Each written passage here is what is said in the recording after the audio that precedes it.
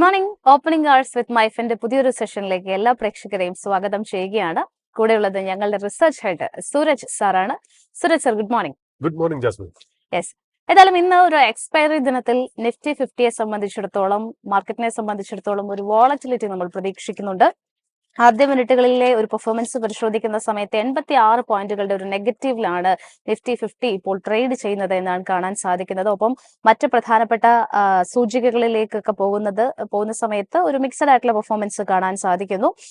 കൂടുതലും ഒരു ഇടിവ് തന്നെയാണ് ഇപ്പോൾ ആദ്യ മിനിറ്റുകളിൽ പ്രകടമാകുന്നത്. ഏതായാലും നിഫ്റ്റി 50യെ സംബന്ധിച്ചിടത്തോളം 24,500 എന്നുള്ള ഒരു റേഞ്ചിലാണ് നിലവിൽ ട്രേഡ് ചെയ്യുന്നത്.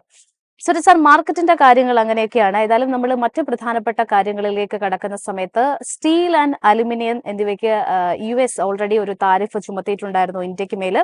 അതിന് പകരമായിട്ട് ഒരു റിറ്റാലിയേറ്ററി താരിഫ് ഈടാക്കാനുള്ള നീക്കത്തിലേക്ക് ഇന്ത്യ കടക്കുകയാണ് എന്നാണ് നമുക്ക് കിട്ടുന്ന റിപ്പോർട്ട്സുകൾ സൂചിപ്പിക്കുന്നത്. അതോടൊപ്പം തന്നെ ഇന്ത്യ US ട്രേഡ് ടോക്സ് ഒക്കെ തന്നെ പുരോഗമിക്കുന്നതിനിടയിലാണ് ഇത്തരത്തിലുള്ള ഒരു നടപടി ഇന്ത്യയുടെ ഭാഗത്ത് നിന്ന് വന്നിരിക്കുന്നത് എന്നുള്ളതാണ് ഏറ്റവും നിർണായകമായിട്ട് കാണേണ്ടത്. അതോടൊപ്പം തന്നെ ഈ സ്റ്റീൽ ആൻഡ് അലുമിനിയത്തിന് നോക്കിക്കഴിഞ്ഞാൽ മാർച്ച് 12 മുതൽ 25% ഒരു താരിഫാണ് US ചുമത്തിയിട്ടുണ്ടായിരുന്നത്.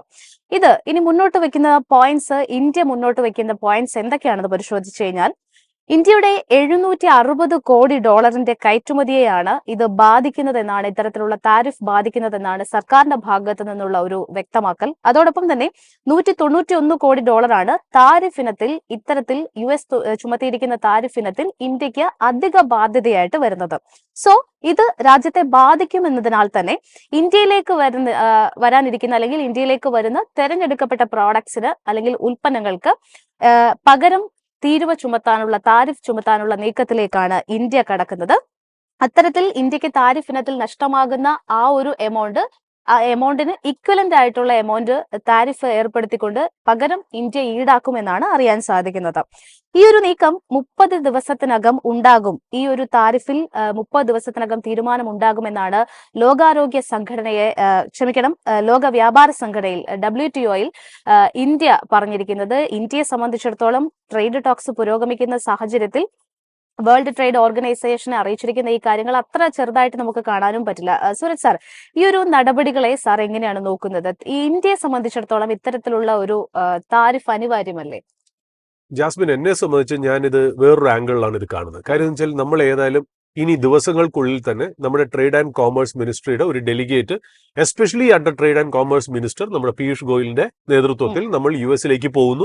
ടാരിഫ് ടോക്കായിട്ട് സംസാരിച്ച് തുടങ്ങുന്നു. ഓക്കെ, ഈ US ഇന്ത്യൻ സ്റ്റീലിനും അലൂമിനിയത്തിനും വച്ചിരിക്കുന്ന ആ ഒരു ടാരിഫ് എന്ന് പറഞ്ഞാൽ പെട്ടെന്ന് ഇന്നലെയോ മിനിങ്ങാന്നോ അല്ലെങ്കിൽ ഒരാഴ്ചക്ക് മുമ്പേ വന്നതല്ല.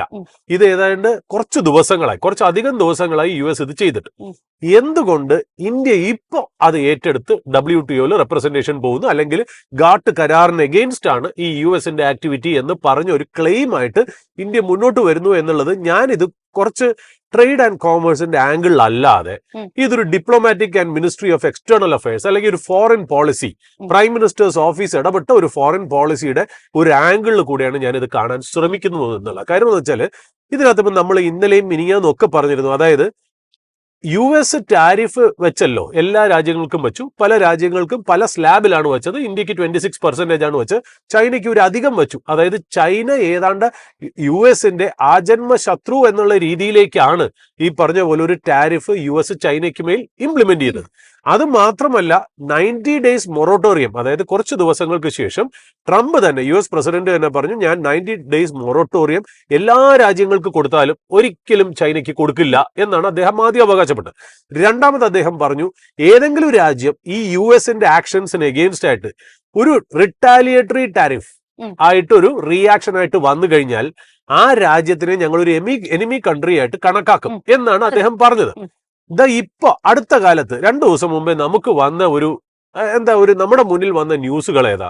ഓക്കെ, UK അതിൻ്റെതായ ഡിസ്കഷൻ നടത്തി ഒരു US ആയിട്ട് ഒരു ട്രേഡ് ടാരിഫിന്റെ ഒരു ഡീലിലേക്ക് ചെന്നെത്തുന്നു. ഇന്ത്യ, കൊറിയ, ജപ്പാനും അതേപോലെ തന്നെ അതിൻ്റെതായ രീതിയിൽ, അതായത് ഇന്ത്യയുടെ ഭാഗത്ത് നിന്ന് നോക്കാൻ നമുക്കിപ്പോ ജപ്പാനിലെ ന്യൂസുകൾ നമ്മൾ വാച്ച് ചെയ്യുന്നില്ല, അല്ലെങ്കിൽ ഈ പറയുന്ന പോലെ സൗത്ത് കൊറിയയുടെ ന്യൂസുകൾ നമ്മൾ വാച്ച് ചെയ്യുന്നില്ല. ഇന്ത്യൻ ട്രേഡ് ആൻഡ് കോമേഴ്സ് മിനിസ്ട്രിയിൽ ഞാൻ എസ്പെഷ്യലി എനിക്ക് തോന്നുന്നു ഏതോ ഒരു പത്രത്തിന്റെ, ഇന്ത്യ ടുഡേയുടെ ആണോ CNN ന്യൂസിന്റെ ആണോ എന്നറിയില്ല, ഒരു കോൺക്ലേവില് നമ്മുടെ പീയൂഷ് ഗോയൽ വളരെ ക്ലിയർ ആയിട്ട് പറയുന്നു, അതായത് US is force to put tariff. അത് എന്താന്ന് വെച്ചാൽ ചൈനയുടെ കയ്യിലിരിപ്പ് കൊണ്ടാണ് US ഇത് ചെയ്യേണ്ടി വന്നത്. കാര്യം China runs a big trade surplus with US. അത് മാത്രമല്ല ചൈന US-ന്റെ എഗെയിൻസ്റ്റ് മാത്രമല്ല മറ്റുള്ള കൺട്രീസിന് എഗെയിൻസ്റ്റും അവർ ഇതേപോലെ ഓവർ കപ്പാസിറ്റിയിൽ സാധനങ്ങൾ ഉണ്ടാക്കി ഒരു എന്താ പറയാ അവര് കറൻസി, അതായത് ഈ എന്താ പറയാ ഈ നോൺ ടാരിഫ് മെഷേഴ്സ് ആയിട്ടുള്ള കറൻസി ഡീവാല്യൂറ്റ് ചെയ്ത് വെച്ച് അവിടുത്തെ ലേബർ ലോസിനെ യൂട്ടിലൈസ് ചെയ്ത് വളരെ ചീപ്പ് പ്രോഡക്ട്സ് ഉണ്ടാക്കി, അതായത് അവരുടെ പോപ്പുലേഷൻ ആവശ്യമുള്ളതിനേക്കാളും കൂടുതൽ പ്രോഡക്ട്സ് അവർ ഉണ്ടാക്കിയിട്ട് ഗുഡ്സ് ഉണ്ടാക്കിയിട്ട് അവർ മറ്റുള്ള കൺട്രികളിലേക്ക് ഡംപ് ചെയ്യുന്നു. അത് കൂടുതലും അമേരിക്കയാണ് അതിന്റെ ബ്രെൻഡ്, അതായത് അമേരിക്കയാണ് അത് കൂടുതൽ അനുഭവിക്കുന്നത്. അതുകൊണ്ട് America is well within the rights to implement a tariff on countries like China എന്നുള്ളതാണ് പീയൂഷ് ഗോയലിന്റെ സംസാരം.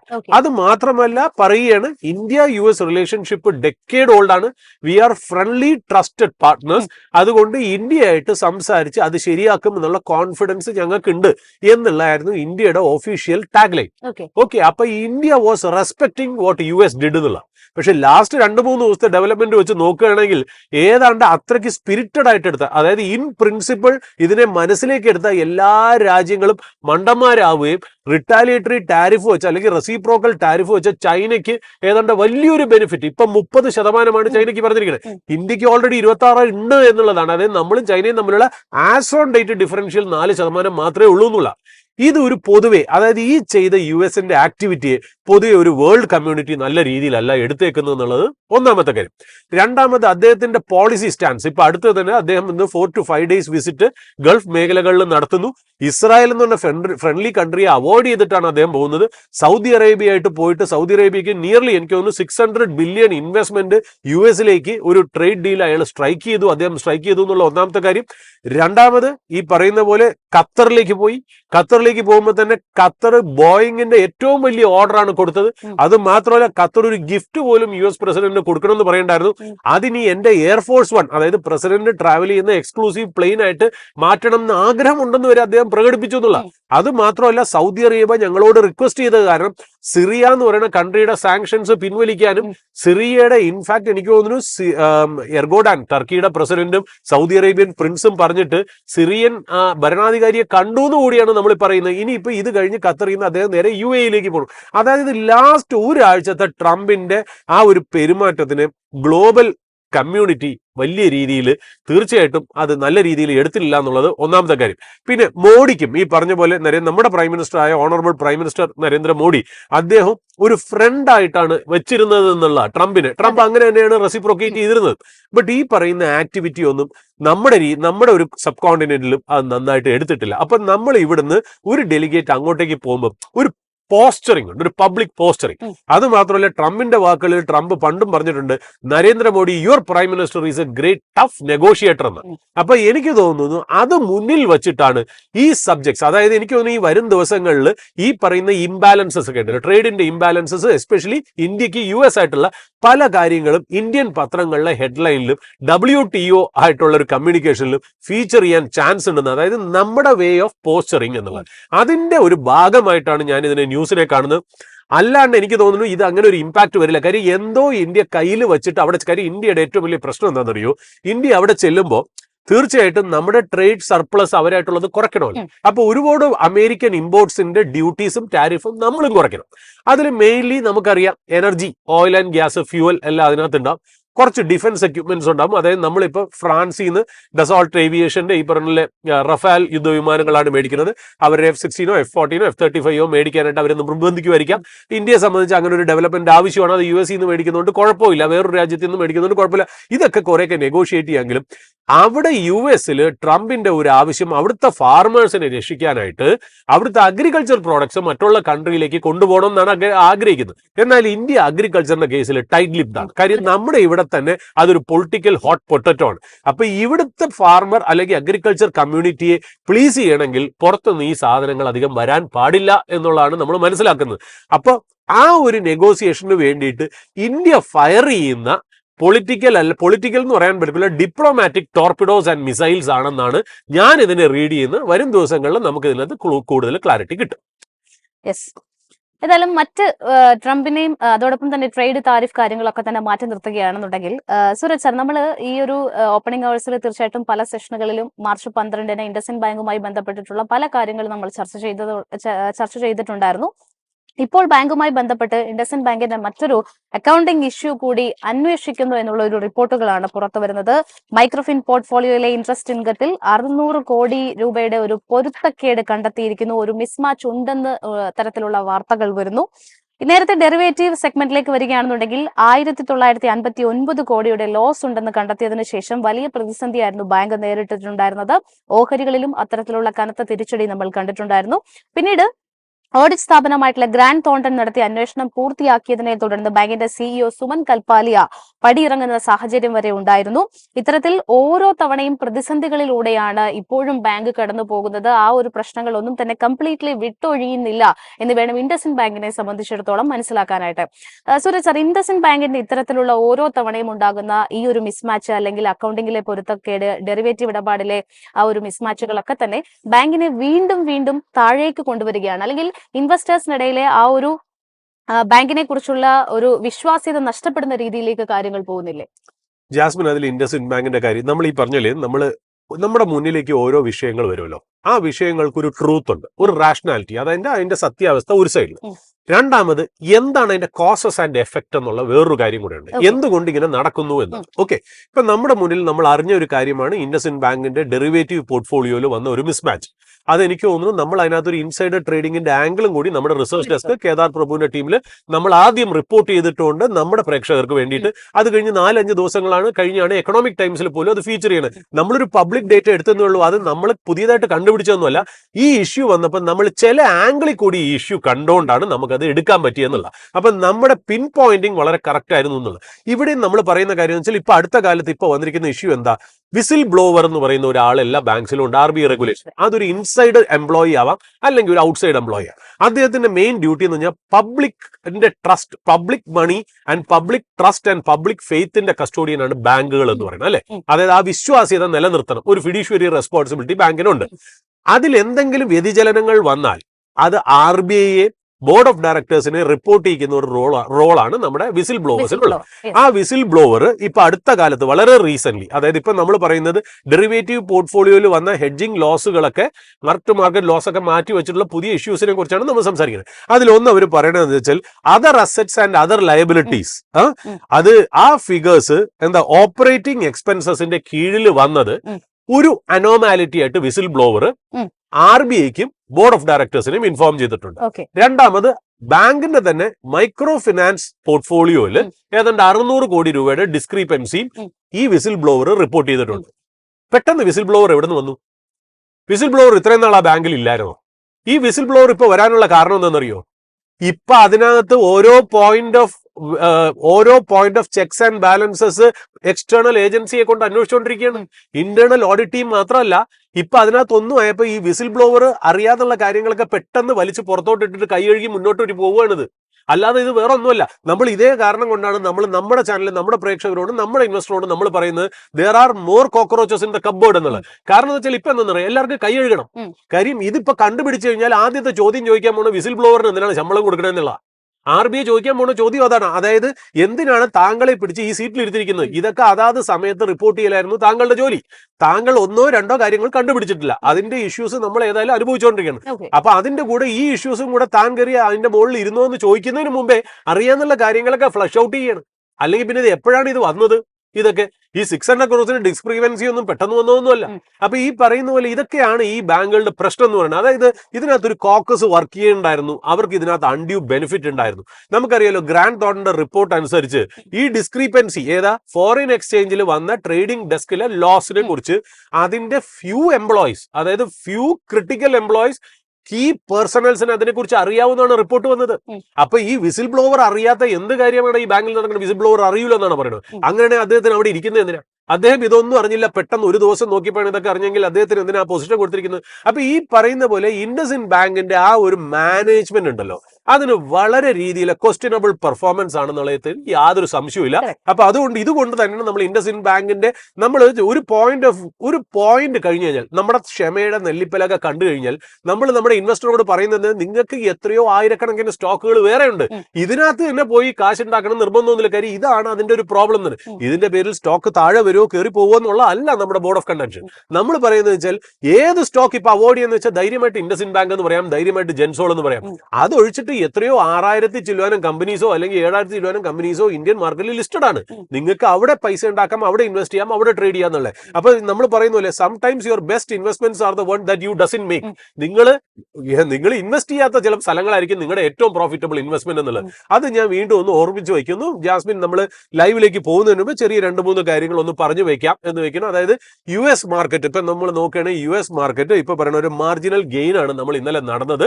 എങ്കിലും മാർക്കറ്റിന്റെ ബ്രെഡ്ത്ത് ഭയങ്കര നാരോ ആയിട്ട് ഒരു ടയേർഡ് US മാർക്കറ്റിനെയാണ് നമ്മൾ കാണുന്നത് എന്നുള്ള. അപ്പൊ US മാർക്കറ്റിൽ ഇപ്പൊ നമ്മൾ നോക്കുകയാണെങ്കിൽ ഈ വീക്കിൽ ഏതാണ്ട് ഡൗ ജോൺസ് 1.9% കയറി.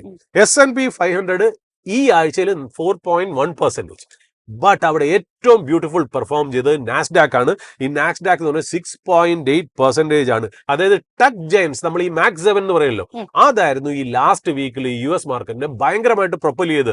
അതാ മാക്സ് 7 ഞാൻ നോക്കുകയാണെങ്കിൽ ടെസ്ല ഏതാണ്ട് ഈ ആഴ്ച 16% അപ്പ്, ടെസ്ലയുടെ കൂടെ തന്നെ NVIDIA 16% up, Meta 11% up, Amazon 8% up, Alphabet 8% up. അപ്പൊ ഒന്ന് ആലോചിച്ച് നോക്കൂ.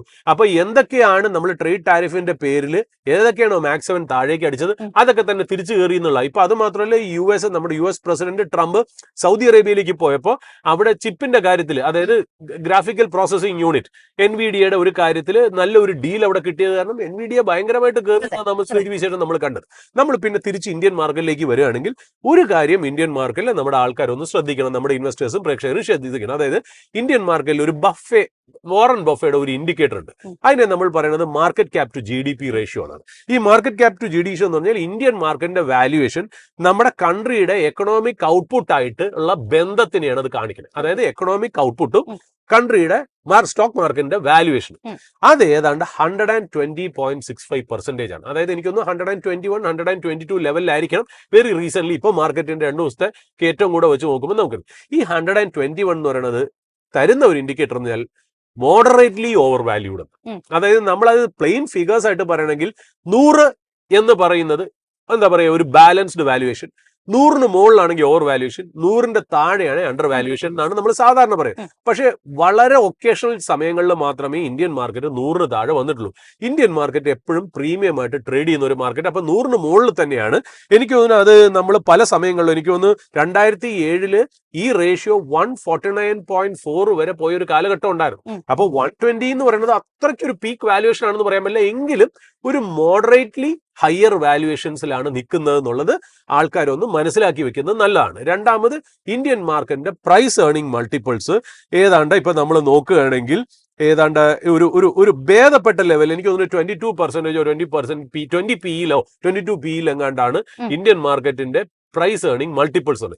ഈ 2 ഫിഗറും കാണിക്കുന്നത് ഇന്ത്യൻ മാർക്കറ്റിന്റെ ഇൻഡെക്സ് മോഡറേറ്റ് ടു ഹൈ ലെവലിലേക്കാണ് നിൽക്കുന്നത്. അതായത് നമ്മളിപ്പോ പറയുകയാണെങ്കിൽ നമ്മളൊരു വണ്ടിയുടെ സ്പീഡോമീറ്റർ ഒരു 100 കിലോമീറ്റേഴ്സിന് മുകളിൽ പോകുമ്പോൾ ഒരു റെഡ് ഏരിയയിലേക്കാണല്ലോ നമ്മൾ കടക്കുന്നത്. എന്ന് പറഞ്ഞാൽ അത് നമുക്ക് ബുദ്ധിമുട്ടുണ്ടാക്കണമെന്നില്ല. 100ൽ നമുക്ക് ക്രൂസ് ചെയ്ത് പോവാം. എങ്കിലും 100 കഴിയും തോറും നമ്മൾ പറയുക ബി വാച്ച്ഫുൾ എന്നുള്ള. അപ്പൊ നമ്മൾ മാർക്കറ്റിൽ മറ്റുള്ള അൺസർട്ടനിറ്റീസ് ഒക്കെ മാറി നമുക്ക് മാക്രോ എക്കണോമിക്സിനൊന്നും വലിയ പ്രോബ്ലം ഒന്നുമില്ല. നമുക്ക് മറ്റുള്ള ജിയോ പൊളിറ്റിക്കൽ ഇഷ്യൂ മാറി, ഇന്ത്യ പാകിസ്ഥാൻ ടെൻഷൻ തീർന്നു, ട്രേഡ് ടാരിഫ് ഒരു ലോജിക്കൽ കൺക്ലൂഷനിലേക്ക് വരുന്നു, US-ഉം ചൈനയും തമ്മിലുള്ള ഒരു എഗ്രിമെന്റിലേക്ക് കയറുന്നു. ഇതെല്ലാം പോസിറ്റീവായിട്ട് നിൽക്കുന്നു. ഇന്ന് വളരെ ക്രൂഷ്യലായിട്ട് നമ്മൾ സംസാരിക്കാൻ പോകുന്നത് റഷ്യയും യുക്രൈനും ഉള്ള ടോക്സ് എങ്ങനെ പോകുന്നു. ഇപ്പൊ നമുക്ക് ലേറ്റസ്റ്റ് ആയിട്ട് കിട്ടുന്നത് വ്ളാഡിമിർ പുടിൻ മിക്കവാറും ആ മീറ്റിംഗിൽ പങ്കെടുക്കുന്ന പിന്മാറി ഡെലിഗേറ്റ്സിനെ ആയിരിക്കും അയക്കണം. അവിടെ ഒരു ഈഗോ വർക്ക്ഔട്ട് ചെയ്യുന്നുണ്ട്. ബട്ട് ഈവൻ ദെൻ US ഇടപെട്ട സ്ഥിതിക്ക് ഇത് എങ്ങനെ പോകുന്നുള്ളത് നമുക്ക് വാച്ച് ചെയ്യേണ്ടിയിരിക്കും. അപ്പൊ എൻവയോൺമെന്റ് വളരെ നല്ലതാണെങ്കിലും നമ്മൾ ഇപ്പൊ വരുന്നത് ഇന്ത്യൻ മാർക്കറ്റിന്റെ വാല്യുവേഷൻസിലേക്കാണ്. ആ വാല്യുവേഷൻസ് എന്ന് പറയുന്നത് മോഡറേറ്റ് ടു ഹൈ ആണ്. അപ്പൊ ജനങ്ങൾ ഒരു കോഷനോട് കൂടി വേണം മാർക്കറ്റ് ട്രീറ്റ് ചെയ്യാൻ. എന്ന് പറഞ്ഞ് ബുള്ളി സ്റ്റാൻസ് പോകുന്നില്ല. മാർക്കറ്റ് തീർച്ചയായിട്ടും സെൽ ഓൺ റാലീസ് മാറി ബൈ ഓൺ ഡിക്ലൈൻസ് എന്നുള്ള കൺസെപ്റ്റിലേക്ക് വന്നു. ഒന്ന് സൂക്ഷിച്ച് ട്രേഡ് ചെയ്യാന്നുള്ളത് മാത്രമേ നമ്മൾ പറയുന്നുള്ളൂ. രണ്ടാമത് നിന്ന് സ്റ്റോക്സ് ഇൻ ന്യൂസ് ആയിട്ട് പല സ്റ്റോക്കുകളും വന്നിട്ടുണ്ട്. അത് എല്ലാം റിസൾട്ട് ബേസ് ചെയ്തിട്ടാണ് നമ്മൾ പറയുന്നത്. ഐഷർ മോട്ടോഴ്സ് വളരെ നല്ല റിസൾട്ട് ആയിരുന്നു എന്നുള്ളതാണ്. പിന്നെ വരുന്നത് ജൂബിലൻ ഫുഡ് വർക്ക്സ്. പിസ്സ ഡെലിവറി നന്നായിട്ട് വർക്ക് ചെയ്തു. അത് മാത്രമല്ല അതൊരു നമ്മൾ ഒരു എക്സ്പെക്ട് ചെയ്തിരുന്നു കേട്ടോ. അതായത് ഈ നമ്മുടെ കുംഭമേളയൊക്കെ വന്നില്ലേ, കുംഭമേളയിലേക്കൊക്കെ ഒരുപാട് ട്രാവൽ വന്നപ്പോൾ ഇന്ത്യയുടെ പല ഭാഗത്തു നിന്നും വന്ന് പോയപ്പോഴത്തേക്കും ശരിക്കും പറഞ്ഞാൽ കൂടുതലും വെജിറ്റേറിയൻ ഫുഡ് ആയിരിക്കുമല്ലോ കഴിഞ്ഞത്. ഞാൻ ജൂബിലൻ ഫുഡ് വർക്ക്സിന്റെ വെജിറ്റേറിയൻ പിസ്സ, ചീസ് പിസ്സയൊക്കെ ഭയങ്കരമായിട്ട് ചെലവായി എന്നുള്ളൊരു ന്യൂസ് ഉണ്ടായിരുന്നു. അപ്പൊ അത് റിഫ്ലക്ട് ചെയ്യുന്ന രീതിയിൽ തന്നെയാണ് റിസൾട്ട് വന്നത്. ജൂബിലൻ ഫുഡ് വർക്ക്സിന്റെ നല്ല റിസൾട്ട് ആയിരുന്നു. അതുകൂടാതെ തന്നെ ടാറ്റ പവറിന്റെ വളരെ നല്ല റിസൾട്ട് ആയിരുന്നു. പക്ഷെ ഒരു കാര്യം കൂടെ പറയും, ഏഷ്യർ മോട്ടോഴ്സിന്റെയും ജൂബിലൻ ഫുഡ് വർക്ക്സും ഈ റിസൾട്ട് വരുന്നതിന് മുമ്പേ ലാസ്റ്റ് 1-2 മാസം കൊണ്ട് സ്റ്റോക്ക് ഒന്ന് നന്നായിട്ട് റീറേറ്റ് ചെയ്ത് കയറിയിട്ടുണ്ട്. അപ്പൊ ആ റിസൾട്ട്സ് അതിനകത്ത് ഡിസ്കൗണ്ടഡ് ആണെന്നുള്ളത് പറഞ്ഞു വെക്കണം. പിന്നെ നമ്മുടെ എന്നും ഹാൻസം ആയിട്ടുള്ള Muthoot Finance, a fabulous business has thrown a fantastic result എന്നുള്ളത് നമ്മൾ വീണ്ടും പറഞ്ഞു വെച്ചിരിക്കുന്നു. പിന്നെ ഹിറ്റാച്ചി എനർജിയുടെ നമ്മൾ ഒന്ന് ഫേസ് വാല്യൂവിൽ നോക്കുമ്പോൾ സെയിൽസ് ഒന്നും നന്നായിട്ട് വന്നില്ലെങ്കിൽ താഴോട്ട് നമ്മൾ P&L വരുമ്പോൾ നെറ്റ് പ്രോഫിറ്റും ഓപ്പറേറ്റിംഗ് മെട്രിക്സും ഒക്കെ നോക്കുമ്പോൾ, പ്രോഫിറ്റ് മെട്രിക്സ് ഒക്കെ നോക്കുമ്പോഴത്തേക്ക് വളരെ ഹൈ ഓപ്പറേഷണൽ എഫിഷ്യൻസിയാണ് ഹിറ്റാച്ചി എനർജിക്ക് കണ്ടിരിക്കുന്നത് എന്നുള്ളത് വേറൊരു കാര്യം കൂടി. പിന്നെ നമുക്ക് മോശം റിസൾട്ട് എന്ന് പറയാനായിട്ടുള്ളത് അപ്പോളോ ടയേഴ്സ് ആണ്. വേണ്ട രീതിയിൽ ഒരു നല്ലൊരു പെർഫോമൻസ് കാഴ്ചവെക്കാൻ അപ്പോളോ ടയേഴ്സിന് പറ്റിയിട്ടില്ല. അതേപോലെ തന്നെ ടോറന്റ് പവറും പിന്നെ ടാറ്റ പവറിന്റെ റിസൾട്ട് വളരെ എൻകറേജിങ് ആയിരുന്നു എന്നുള്ള. അപ്പൊ ഇത്രയും കാര്യങ്ങളൊന്ന് നമുക്കൊന്ന് പ്രേക്ഷകരുടെ മുന്നിലേക്ക് ഒന്ന് പറഞ്ഞു വെക്കണം എന്ന് ആഗ്രഹം ഉണ്ടായിരുന്നു. ഒരു കാര്യം കൂടെ എനിക്ക് പറയാനുള്ളതെന്ന് വെച്ചാൽ, ഈ പറഞ്ഞ പോലെ നമ്മുടെ ടൂറിസം സെക്ടറിൽ നമ്മൾ ഇന്ത്യൻ ടൂറിസ്റ്റുകൾ ഒരുപാട് അസർബൈജാനിലെ ബാക്കു, ടർക്കിയിലേക്ക് നമ്മൾ ഒരുപാട് ടൂറിസ്റ്റ് ട്രാവൽസ് ഉണ്ടായിരുന്നു. 2024 കണക്കനുസരിച്ച് അസർബൈജാനിലേക്ക് 2.5 ലക്ഷം ടൂറിസ്റ്റുകളാണ് ഇന്ത്യയിൽ നിന്ന് പോയത്. ടർക്കിക്കാണെങ്കിൽ ഏതാണ്ട് 3 ലക്ഷം ആൾക്കാരാണ് പോയെന്നുള്ളത്. ഇപ്പൊ ഏതാണ്ട് അതിലെ 70%-80% ടിക്കറ്റ്സും ക്യാൻസൽ ചെയ്തു എന്നുള്ള. കാരണം എന്താ വെച്ചാൽ ടർക്കിയുടെ diplomatic and military partnership with Pakistan during this Indo-Pak conflict is taking a toll on ഈ പറഞ്ഞ പോലെ ടർക്കിയുടെ GDP-യുടെ 12% ടൂറിസമാണ്. അതിന് നല്ലൊരു ഹിറ്റ് വരാനുള്ള ചാൻസ് ഉണ്ട്. എസ്പെഷ്യലി മാലിയുടെ എക്സാമ്പിൾ, നമ്മുടെ മോൾഡീവ്സിന്റെ എക്സാമ്പിൾ നമ്മുടെ ഫ്രണ്ടിൽ കിടക്കുകയാണെന്നുള്ളതാ. അത് കൂടാതെ ഒരു കാര്യം, ടർക്കിക്ക് പല കമ്പനിയുടെ ഓപ്പറേഷൻസും ഇന്ത്യയിലുണ്ട്. അതിലിപ്പോൾ ടർക്കിയുടെ ഈ മഹാരാഷ്ട്ര UP-യിലൊക്കെ ടർക്കിഷ് ആപ്പിളും ടർക്കിഷ് മാർബിളും ഒക്കെ ഇമ്പോർട്ട് ചെയ്യുന്നുണ്ട്. അത് പലരും സ്റ്റോപ്പ് ചെയ്തു എന്നുള്ളത്. അത് മാത്രമല്ല, ചെലബി, CELEBI ആണെങ്കിലും ടർക്കിഷിൽ അത് ചെലബി എന്നാണ് പറയുന്നത്. ആ കമ്പനി ഇന്ത്യയിൽ എയർപോർട്ട് ഹാൻഡ്ലിംഗ് സർവീസ് നടത്തുന്നുണ്ട്. ഏതാണ്ട് 9 എയർപോർട്ട് അവർ എയർപോർട്ട് ഹാൻഡ്ലിംഗ് സർവീസ് നടത്തുന്നത്. അതൊക്കെ പാസഞ്ചറിനെ ഹാൻഡിൽ ചെയ്യുക, അല്ലെങ്കിൽ എന്താ പറയുക, ഇതിനകത്ത് ഈ കാർഗോ ഹാൻഡിൽ ചെയ്യുക, പിന്നെ എയർക്രാഫ്റ്റിന്റെ റാമ്പ് സർവീസസ്, ഇതൊക്കെയാണ് ചെയ്യുന്നത്. ഇതിൽ 9 മെയിൻ എയർപോർട്ടുകളായ മുംബൈ, ഡൽഹി, ബാംഗ്ലൂർ ഉണ്ട്, ഹൈദരാബാദ് ഉണ്ട്, ചെന്നൈ ഉണ്ട്, അഹമ്മദാബാദ് ഉണ്ട്, ഗോവയിലുണ്ട്, കൊച്ചിനിലുണ്ട്, കണ്ണൂർ എയർപോർട്ടിലും ഉണ്ട്. നമ്മളിപ്പോ കൊച്ചിൻ ഇന്റർനാഷണൽ എയർപോർട്ടിൽ ചെന്ന് കഴിഞ്ഞാൽ ഈ passenger handling services, luggage handling services, ഈ റാമ്പ് സർവീസസ്, കാർഗോ സർവീസ് ഒക്കെ ഹാൻഡിൽ ചെയ്യുന്നത് ചെലബി എന്ന് പറഞ്ഞ ടർക്കിഷ് കമ്പനിയാണ്. അതിന് എഗെയിൻസ്റ്റ് ആയിട്ട് വൈഡ് സ്പ്രെഡ് ആയിട്ട് ഗവൺമെന്റ് ഒഫീഷ്യലി ഒന്നും പറഞ്ഞിട്ടില്ലെങ്കിലും വൈഡ് സ്പ്രെഡ് ആയിട്ട് ക്രിറ്റിസിസവും ഒരു ഭയങ്കര ബാക്ക്ലാഷും വരുന്നുണ്ട് എന്നുള്ളതാണ്. രണ്ടാമത്, ഇന്ത്യൻ കോർപ്പറേറ്റ്സുകളായ റിലയൻസിനും ടാറ്റ മോട്ടോഴ്സിനും M&Mനും ജിൻഡാൽ ഗ്രൂപ്പിനും ഡാബറിനും വിപ്രോനും ഒക്കെ ബിസിനസ് ഇൻട്രസ്റ്റ് ആൻഡ് ഇൻവെസ്റ്റ്മെന്റ് ടർക്കിയിലുണ്ട്. ഇപ്പൊ ഗവൺമെന്റ് ഒഫീഷ്യലി ടർക്കിക്ക് എഗെയിൻസ്റ്റ് സ്റ്റാൻഡ് എടുത്തില്ലെങ്കിലും ടർക്കി പാകിസ്ഥാനെ സഹായിക്കുകയും ഈ പല സന്ദർഭങ്ങളിൽ ടർക്കിയിൽ എർത്ത് ഒക്കെ വന്നപ്പം ആദ്യ റിലീഫ് മെറ്റീരിയൽസ് കൊണ്ടുപോയി ഇന്ത്യയാണെന്ന് ഓർക്കണം. എന്നിട്ട് പോലും ഇന്ത്യയുടെ കൂടെ നിൽക്കാതെ പാകിസ്ഥാന്റെ കൂടെ നിന്ന് എർഗോഡാന്റെ നടപടിക്കെതിരെ ഭയങ്കരമായിട്ട് ബാക്ക്ലാഷ് വരുന്നുണ്ട്. അപ്പൊ അതൊക്കെ ഇന്ത്യൻ ഏവിയേഷൻ സെക്ടറിനെ എങ്ങനെ ബാധിക്കണം എന്നുള്ളത് നമുക്കൊന്ന് നോക്കി വെക്കേണ്ടിയിരിക്കുന്നു. ഏതായാലും സാറ് പറഞ്ഞിട്ടുള്ള പല സ്റ്റോക്കുകളുടെയും പ്രത്യേകിച്ച് Muthoot finance, Hitachi, Asian Motors, Tata power, Jubilant food works തുടങ്ങിയ സ്റ്റോക്കുകളുടെ ഒക്കെ തന്നെ ടെക്നിക്കൽ ലെവൽസ് കൂടി നമുക്ക് അറിയേണ്ടതുണ്ട്. അതിനു മുൻപ് നമുക്ക് ഇപ്പോൾ മാർക്കറ്റിലെ ഒരു കണ്ടീഷൻ എങ്ങനെയാണ് എന്നതിന്റെ ഡീറ്റെയിൽസുമായിട്ട് റിസർച്ച് ഡെസ്കിൽ നിന്ന് ജോയിൻ ചെയ്യുകയാണ് Safwan. Good morning Safwan. Good morning Jasmine. ഏതായാലും മാർക്കറ്റിൽ ഇന്ന് തീർച്ചയായിട്ടും ഒരു വോളറ്റിലിറ്റി നമ്മൾ എക്സ്പെക്ട് ചെയ്യുന്നുണ്ട്. ഒരു എക്സ്പയറി ഡേ ആണ്. 96 പോയിന്റുകളുടെ ഇടിവ് ഈ ഒരു തുടക്കഘട്ടത്തിൽ ആദ്യത്തെ ഒരു 45 മിനിറ്റ്സ് പിന്നിടുന്ന സമയത്ത് മാർക്കറ്റിൽ കാണാനും സാധിക്കുന്നുണ്ട്. എന്താണ് മറ്റു പ്രധാനപ്പെട്ട അപ്ഡേറ്റ്സ്? യെസ് ജാസ്മിൻ, ഇപ്പൊ മാർക്കറ്റിൽ ഒരു പ്രൈസ് കോൺട്രാക്ഷൻ ആണ് കാണാൻ സാധിക്കുന്നത്. നിഫ്റ്റിയിൽ 0.43% ഇടിവും അതുപോലെ ബാങ്ക് നിഫ്റ്റിയിൽ 49% ഇടിവും ഈ മണിക്കൂറിൽ രേഖപ്പെടുത്തുന്നുണ്ട്. നിഫ്റ്റിയുടെ അഡ്വാൻസ് ഡിക്ലൈൻ റേഷ്യോ നോക്കുകയാണെങ്കിൽ 12 സ്റ്റോക്കുകൾ അഡ്വാൻസ് ആയി 38 സ്റ്റോക്കുകൾ ഡിക്ലൈനുമാണ്. എന്നാൽ ബാങ്ക് നിഫ്റ്റിയിലാകട്ടെ 2 സ്റ്റോക്കുകൾ അഡ്വാൻസും 9 സ്റ്റോക്കുകൾ ഡിക്ലൈനുമാണ്. നിഫ്റ്റിയുടെ ശ്രദ്ധിക്കേണ്ട ടെക്നിക്കൽ ലെവൽ നോക്കുകയാണെങ്കിൽ സ്ട്രോങ് സപ്പോർട്ടായി 23,800 എന്ന ലെവൽ കൺസിഡർ ചെയ്യാവുന്നതാണ്. ഈ റാലി നിഫ്റ്റി കണ്ടിന്യൂ ചെയ്യുകയാണെങ്കിൽ 25,434 ഒരു ഷോർട്ട് ടേം ടാർഗറ്റായി എക്സ്പെക്ട് ചെയ്യാമെന്നാണ് എക്സ്പേർട്സ് ഒപ്പീനിയൻ. നിഫ്റ്റിയിലെ ടോപ്പ് ഗെയിനേഴ്സിൽ JSW സ്റ്റീൽ 2.4% മുന്നേറ്റവും അതുപോലെ ഹീറോ മോട്ടോകോർപ്പ് 1.8% മുന്നേറ്റവും രേഖപ്പെടുത്തുന്നു. ഭാരത് പെട്രോളിയം 0.85% മുന്നേറ്റവും ബ്രിട്ടാനിയ, ശ്രീറാം ഫിനാൻസ് എന്നിവയിൽ നേരിയ തോതിലുള്ള മുന്നേറ്റവുമാണ് ഈ മണിക്കൂറിൽ നമുക്ക് കാണാൻ സാധിക്കുന്നത്. ടോപ്പ് ലോസേഴ്സിൽ പവർ ഗ്രിഡ് 1.5% ഇടിവാണ് രേഖപ്പെടുത്തുന്നത്. അതുപോലെ ഓയിൽ ആൻഡ് നാച്ചുറൽ ഗ്യാസ് 1.17% ഇടിവും കോട്ടക് മഹീന്ദ്ര അതുപോലെ സൺഫാർമ എന്നിവയും നേരിയ തോതിലുള്ള ഇടിവ് നമുക്ക് ഈ മണിക്കൂറിൽ കാണാൻ സാധിക്കുന്നുണ്ട്. ഇനി ബാങ്ക് നിഫ്റ്റിയിലെ ടോപ്പ് ഗെയിനേഴ്സ് നോക്കുകയാണെങ്കിൽ AU സ്മോൾ ഫിനാൻസ് ബാങ്ക് നേരിയ തോതിലുള്ള അതായത് 0.3% മുന്നേറ്റമാണ് രേഖപ്പെടുത്തുന്നത്. അതുപോലെ Punjab National Bank, Bank of Baroda, IDFC First Bank എന്നിവയിലെല്ലാം നേരിയ തോതിലുള്ള മുന്നേറ്റമാണ് ഈ മണിക്കൂറിൽ നമുക്ക് കാണാൻ സാധിക്കുന്നത്. ബാങ്ക് നിഫ്റ്റിയിലെ ടോപ്പ് ലോസേഴ്സിൽ ഇൻഡസ്ഇൻഡ് ബാങ്ക് 0.8% ഇടിവും കോട്ടക് മഹീന്ദ്ര ബാങ്ക് 1.08% ഇടിവ് രേഖപ്പെടുത്തുന്നു. അതുപോലെ Axis Bank, HDFC Bank, ICICI Bank എന്നിവയിലെല്ലാം നേരിയ തോതിലുള്ള ഇടിവാണ് ഈ മണിക്കൂറിൽ നമുക്ക് കാണാൻ സാധിക്കുന്നത്. ഇനി ബാങ്ക് നിഫ്റ്റിയിൽ ശ്രദ്ധിക്കേണ്ട ടെക്നിക്കൽ ലെവൽസ് നോക്കുകയാണെങ്കിൽ സ്ട്രോങ് റെസിസ്റ്റൻസ് ആയി 55,600 എന്ന ലെവൽ കൺസിഡർ ചെയ്യാവുന്നതാണ്. ഈ ലെവലിന് മുകളിൽ ഒരു സ്ട്രോങ് ക്ലോസിംഗ് ലഭിക്കുകയാണെങ്കിൽ നെക്സ്റ്റ് അപ്സൈഡ് റാലി നമുക്ക് എക്സ്പെക്ട് ചെയ്യാം. അടുത്തതായി ഡൗൺ ട്രെൻഡ് അണ്ടർ പ്രഷറിലെ NMDCയുടെ ടെക്നിക്കൽ പോയിന്റ് ഓഫ് വ്യൂ നോക്കുകയാണെങ്കിൽ ലാസ്റ്റ് ഡേ വോളിയം ലാസ്റ്റ് 10 ഡേയ്സിൽ ഉണ്ടായിരുന്ന ഡൗൺ വോളിയത്തേക്കാൾ കൂടുതലാണ്. ഇത് ഇൻഡിക്കേറ്റ് ചെയ്യുന്നത് ഒരു സ്ട്രോങ് ഹാൻഡ്സ് ബൈയിങ് നടക്കുന്നുണ്ട് എന്നതാണ്. ബട്ട് ലോങ് ടേം പെർസ്പെക്റ്റീവ് നോക്കുകയാണെങ്കിൽ സ്റ്റേജ് 4ലാണ് ഈ സ്റ്റോക്ക് ട്രേഡ് ചെയ്യുന്നത്. കൂടാതെ ഡിസ്ട്രിബ്യൂഷൻ ഫേസ് ആണ്. എന്നാലും 72 മുകളിൽ ഒരു സ്ട്രോങ് ക്ലോസിംഗ് ലഭിക്കുകയാണെങ്കിൽ നെക്സ്റ്റ് അപ്സൈഡ് റാലി ഈ സ്റ്റോക്കിൽ എക്സ്പെക്ട് ചെയ്യാം. അങ്ങനെ ഒരു സ്ട്രോങ് ക്ലോസിംഗ് ലഭിക്കുകയാണെങ്കിൽ സ്റ്റോക്ക് നെക്സ്റ്റ് ഫേസ് ആയ അക്യുമുലേഷൻ ഫേസ് അതായത് സ്റ്റേജ് 1ലേക്ക് എൻ്റർ ചെയ്യുമെന്നാണ് എക്സ്പേർട്സ് ഒപ്പീനിയൻ. ഇനി വാരി എനർജീസിന്റെ ടെക്നിക്കൽ ലെവൽസ് നോക്കുകയാണെങ്കിൽ ഇപ്പോൾ ട്രേഡ് ചെയ്യുന്നത് ഒരു പുൾ ബാക്ക് സ്റ്റേജിലാണ്. Last day strong volume based buying നടന്നിട്ടുണ്ട്. 2963 ഒരു സ്ട്രോങ് ക്ലോസിംഗ് ലഭിക്കുകയാണെങ്കിൽ നെക്സ്റ്റ് അപ്സൈഡ് റാലി നമുക്ക് ഈ ഒരു സ്റ്റോക്കിൽ എക്സ്പെക്ട് ചെയ്യാം. 2460 ഒരു ഷോർട്ട് ടേം ടാർഗറ്റ് ആയി എക്സ്പെക്ട് ചെയ്യാവുന്നതാണ്. ഈ ഒരു സ്റ്റോക്ക് ബിഗ് വിന്നേഴ്സ് വാച്ച് ലിസ്റ്റിൽ ഉൾപ്പെടുത്താവുന്ന സ്റ്റോക്കാണ്. അടുത്തതായി Q4 റിസൾട്ട് വന്ന ലുപ്പിന്റെ ടെക്നിക്കൽ പോയിന്റ് ഓഫ് വ്യൂ നോക്കുകയാണെങ്കിൽ സ്റ്റോക്ക് ട്രേഡ് ചെയ്യുന്നത് ഒരു ട്രെൻഡ് ലൈൻ ബ്രേക്ക്ഔട്ട് ഏരിയയിലാണ്. ക്യാൻഡിൽ പെക്യുലാരിറ്റി നോക്കുകയാണെങ്കിൽ മൊമെന്റം വിത്ത് സ്മോൾ ക്യാൻഡിൽസ് ആണ് നമുക്ക് കാണാൻ സാധിക്കുന്നത്. ലാസ്റ്റ് 4 ഡേയ്സ് ആയിട്ട് വോളിയം ബിൽഡപ്പും കാണാൻ സാധിക്കുന്നുണ്ട്. 2152 ഒരു സ്ട്രോങ് റെസിസ്റ്റൻസ് ആണ്. അതിന് മുകളിൽ ഒരു ക്ലോസിംഗ് ലഭിക്കുകയാണെങ്കിൽ നെക്സ്റ്റ് അപ്സൈഡ് റാലി ഈ ഒരു സ്റ്റോക്കിൽ നമുക്ക് എക്സ്പെക്ട് ചെയ്യാവുന്നതാണ്. നെക്സ്റ്റ് സ്റ്റോക്ക് എഡ്ജിലെ ട്രെൻഡിങ് സ്റ്റോക്സിൽ നെറ്റ് വെബിന്റെ short term long term perspective നോക്കാം. ഷോർട്ട് ടേം പെർസ്പെക്റ്റീവിൽ 1880 ഒരു സ്ട്രോങ് റെസിസ്റ്റൻസ് ആണ്. അതിന് മുകളിൽ ഒരു ക്ലോസിംഗ് ലഭിക്കുകയാണെങ്കിൽ ഷോർട്ട് ടേം റാലി എക്സ്പെക്ട് ചെയ്യാവുന്നതാണ്. കൂടാതെ ഒരു റൗണ്ട് ബോട്ടം പാറ്റേൺ ആണ് നമുക്ക് ഈ ഒരു സ്റ്റോക്കിൽ കാണാൻ സാധിക്കുന്നത്. ലാസ്റ്റ് 6 ഡേയ്സിൽ സ്ട്രോങ് വോളിയം ആക്ഷനും കാണാൻ സാധിക്കുന്നുണ്ട്. ഇനി ലോങ് ടേം പെർസ്പെക്റ്റീവിൽ നെറ്റ് വെബിന്റെ ടെക്നിക്കൽ പോയിന്റ് ഓഫ് വ്യൂ പറയുകയാണെങ്കിൽ സ്റ്റേജ് 4 അതായത് ഡിസ്ട്രിബ്യൂഷൻ ഫേസിലാണ് ഈ സ്റ്റോക്ക് ട്രേഡ് ചെയ്യുന്നത്. ഡിസംബർ 2024 ഒരു round top pattern based selling കാണാൻ സാധിച്ചത്.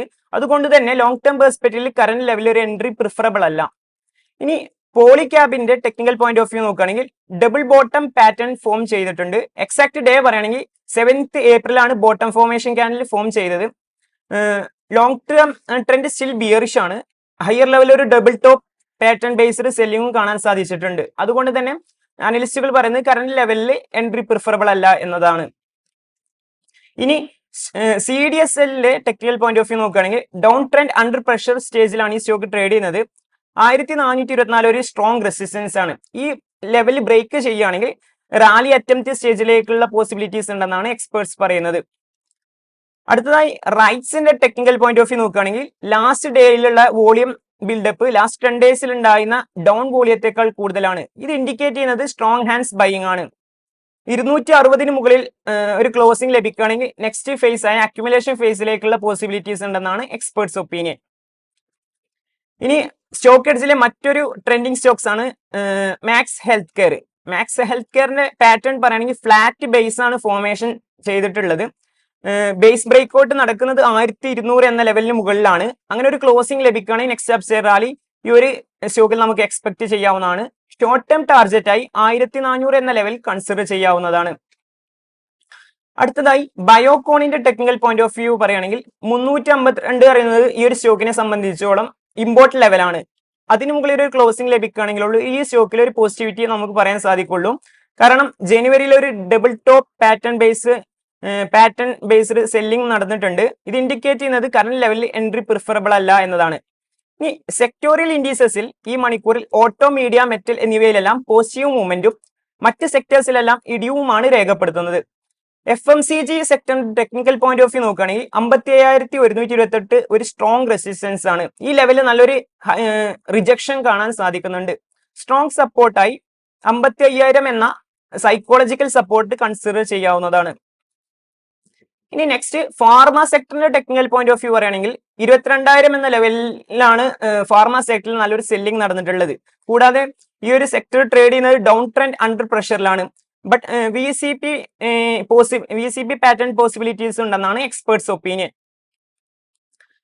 ഇനി മാർക്കറ്റിലേറെ ചർച്ച ചെയ്യാവുന്ന ഡിഫൻസ് ഹോറികളുടെ ടെക്നിക്കൽ പോയിന്റ് ഓഫ് വ്യൂ നോക്കാം. ലാസ്റ്റ് ഡേ മാസ്ഡോക്ക് ഒരു 4% മൂവ്മെന്റ് നടന്നെങ്കിലും ഇന്ന് ഒരു റിജക്ഷൻ ക്യാൻഡിലാണ് ഫോം ചെയ്തിട്ടുള്ളത്. എങ്കിലും ലാസ്റ്റ് 2 days ആയിട്ട് ഈ ഒരു സ്റ്റോക്കിൽ മൊമെന്റ് ബിൽഡപ്പ് നമുക്ക് കാണാൻ സാധിക്കുന്നുണ്ട്. ട്രെൻഡ് അനലൈസ് ചെയ്യുമ്പോൾ എക്സ്ട്രീംലി ബുള്ളിഷ് ആണ് മാസ്ഡോക്ക്.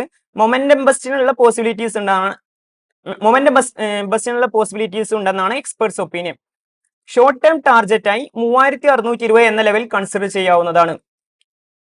അടുത്തതായി ലാസ്റ്റ് 10% മൂവ്മെന്റ് നൽകിയ കൊച്ചിൻ ഷിപ്പ്യാർഡിന്റെ ടെക്നിക്കൽ പോയിന്റ് ഓഫ് വ്യൂ നോക്കുകയാണെങ്കിൽ ഈ സ്റ്റോക്ക് ട്രേഡ് ചെയ്യുന്നത് down trend under പ്രഷറിലാണ്.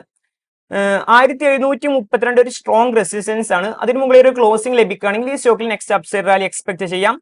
Chart analyse ചെയ്യുമ്പോൾ മാസ്ഡോക്കിനാണ് strong momentum than Cochin Shipyard. കൂടാതെ BDLന്റെ ടെക്നിക്കൽ പോയിന്റ് ഓഫ് വ്യൂ കൂടി നോക്കാം. Last 3 days strong volume action ആണ് നമുക്ക് കാണാൻ സാധിക്കുന്നത്. ഇത് ഇൻഡിക്കേറ്റ് ചെയ്യുന്നത് ഈ ഒരു സ്റ്റോക്ക് റാലി അറ്റംപ്റ്റ് സ്റ്റേജിൽ എന്നതാണ്. ഇനി മാർക്കറ്റ് ബ്രെഡ്ത്ത് അനലൈസ് ചെയ്യുമ്പോൾ ലാസ്റ്റ് ഡേ സ്ട്രോങ് മൂവേഴ്സ് 208 ആണ് കാണുന്നത്. കറന്റ് സ്ട്രോങ് മൂവേഴ്സ് 69 ആണ്. അത് മാർക്കറ്റ് ബ്രെഡ്ത്ത് ഡിക്ലൈൻ ചെയ്യുന്നുണ്ട് എങ്കിലും ക്ലോസിംഗ് ലെവൽ വാച്ച് ചെയ്യാം എന്നുള്ള ഒരു സിറ്റുവേഷൻ ആണ് മാർക്കറ്റ് കറന്റ് സെനാരിയോ. ഇനി കൂടാതെ ബേസ് ബ്രേക്കുകൾ നടക്കുന്ന സ്റ്റോക്കുകളെല്ലാം ഫോളോ ത്രൂ ക്യാൻഡിൽ പ്രോപ്പറായി വർക്ക് ആവുന്നുണ്ട്. അതുകൊണ്ട് തന്നെ MMI ഇൻഡിക്കേറ്റ് ചെയ്യുന്നത് ഒരു ഹെൽത്തി സ്റ്റേറ്റിലാണ് ഇപ്പോൾ മാർക്കറ്റ് ട്രേഡ് ചെയ്യുന്നത് എന്നതാണ് ജാസ്മിൻ. ഇവയൊക്കെയാണ് മണിക്കൂറിലെ മാർക്കറ്റ് അപ്ഡേറ്റ്സ്. സഫാനാണ് പ്രധാനപ്പെട്ട സ്റ്റോക്കുകളുടെ ഒരു അപ്ഡേറ്റ്സും ടെക്നിക്കൽ ലെവൽസും നൽകിയിട്ടുണ്ടായിരുന്നത് റിസർച്ച് ഡെസ്കിൽ. ഏതായാലും താങ്ക് യു സഫാൻ. ഇനി ഇപ്പോൾ നമ്മളുടെ ഈ ഒരു സെഷനിൽ ജോയിൻ ചെയ്യുന്നത് മാർക്കറ്റിന്റെ കൂടുതൽ അപ്ഡേറ്റ്സും അനാലിസിസും ഒക്കെ ആയിട്ട് നമ്മളുടെ സർട്ടിഫൈഡ് ഫിനാൻഷ്യൽ പ്ലാനറും അഹല്യ ഫിൻഫോറെക്സ് വൈസ് പ്രസിഡന്റുമായ അനീഷ് ചന്ദ്രൻ സാറാണ്. Good morning sir. Good morning. ഏതായാലും ഇന്നൊരു എക്സ്പയറി ദിനത്തിൽ കാര്യമായിട്ടുള്ള ഒരു വോളറ്റിലിറ്റി നമ്മൾ എക്സ്പെക്ട് ചെയ്യുന്നുണ്ട്. നിഫ്റ്റി 50-ൽ 100-ലധികം പോയിന്റുകളുടെ ഒരു ഇടിവ് ആദ്യ മിനിറ്റിൽ തന്നെ കാണുന്നുണ്ട്. ഒരു നിയർ ടൈമിൽ നിഫ്റ്റി 50-യുടെയും ബാങ്ക് നിഫ്റ്റിയുടെയും ട്രെൻഡ് എങ്ങനെയാണ് സാർ വിലയിരുത്തുന്നത്? നമ്മളെ ഈ വീക്ക് തുടങ്ങിയത് തന്നെ വളരെയധികം പോസിറ്റീവ് ആയിട്ടുള്ള ഒരു ഇമ്പൾസീവോട് കൂടിയാണ് നമ്മുടെ നിഫ്റ്റി തുടങ്ങിയത്. ബട്ട് അതിനുശേഷം അതിൽ നമ്മൾ എക്സ്പെക്ട് ചെയ്ത പോലെ കുറച്ച് പ്രോഫിറ്റ് ബുക്കിംഗ്, ഒരു ഹെൽത്തി ആയിട്ടുള്ള പ്രോഫിറ്റ് ബുക്കിംഗ് ഒക്കെ തന്നെ വന്നിട്ടുണ്ട്. നമ്മൾ അത് കാണുന്നത് ഒരു അടുത്ത ദിവസം ഒരു ചെറിയ റിക്കവറി തന്നു. ഇന്നത്തെ ദിവസം അത് വോൾട്ടാലിറ്റി ആണ്. എസ്പെഷ്യലി നമ്മുടെ എക്സ്പയറി ആയതുകൊണ്ട് വോൾട്ടാലിറ്റിയുടെ നമ്മളൊക്കെ പ്രതീക്ഷിക്കാം. ഈ 24,500-ലാണ് ഇപ്പോൾ നിഫ്റ്റി നിൽക്കുന്നത്. അതൊരു സസ്റ്റെയിൻ ചെയ്യുന്ന ഒരു പോയിന്റ് ആയിട്ട് നമുക്ക് വേണമെങ്കിൽ കരുതാം. അങ്ങനെയുള്ള ഒരു ലെവലിലാണ് നിൽക്കുന്നത്. ബട്ട് ചിലപ്പോൾ ഇന്ന് വോൾട്ടാലിറ്റി കൂടിയ ദിവസമായതുകൊണ്ട് എനിക്ക് തോന്നുന്ന ഒരു 24,350 വരെയൊക്കെ വന്നു കഴിഞ്ഞാലും മാർക്കറ്റ് തിരിച്ച് റിക്കവറിക്കുള്ള സാധ്യതയുണ്ട്. അതാണ് ഇതിന്റെ ഈ വോൾട്ടാലിറ്റിയുടെ പ്രത്യേകത. എക്സ്പയറി ആയതുകൊണ്ടാണ് അതിന് ഒരു വലിയ സാധ്യതയുണ്ട്. കാരണം ഇന്ന് മാർക്കറ്റ് എത്രത്തോളം ഇറങ്ങിയാലും അതിന്റെ പകുതിയല്ല, അതിന് കൂടുതൽ അത് തിരിച്ചു കയറാനുള്ള സാധ്യത നമുക്ക് കാണാൻ വേണ്ടി കഴിയും. അത് ഈ എക്സ്പയറിയോട് നമുക്ക് കാണാൻ കഴിയുന്നതാണ്. അപ്പോൾ ഈ 24,800 ആണ് ഇന്ന് നിൽക്കുന്ന ഒരു റെസിസ്റ്റൻസ് ലെവൽ. നമുക്ക് സപ്പോർട്ടായിട്ട് പറയാൻ പറ്റുന്നത് 24,350 ആണ് ഇന്നത്തെ ലെവലിൽ വരാൻ സാധ്യതയുള്ള ഒരു മാക്സിമം ഡൗൺ സൈഡ് എന്ന് പറയുന്നത്.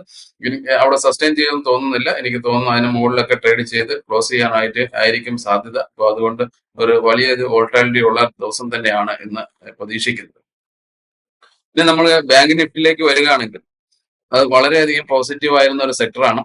അത് കുറച്ച് കൂടുതൽ ബ്രീത്തിങ് ടൈം എടുക്കേണ്ട ഒരു സാഹചര്യമുണ്ട്. കാരണം നമ്മുടെ നിഫ്റ്റി ഈ ലെവലിലേക്ക് കൊണ്ടുവരാനായിട്ട് വളരെയധികം റാലി നടത്തിയ ഒരു ഇൻഡെക്സ് ആണ്.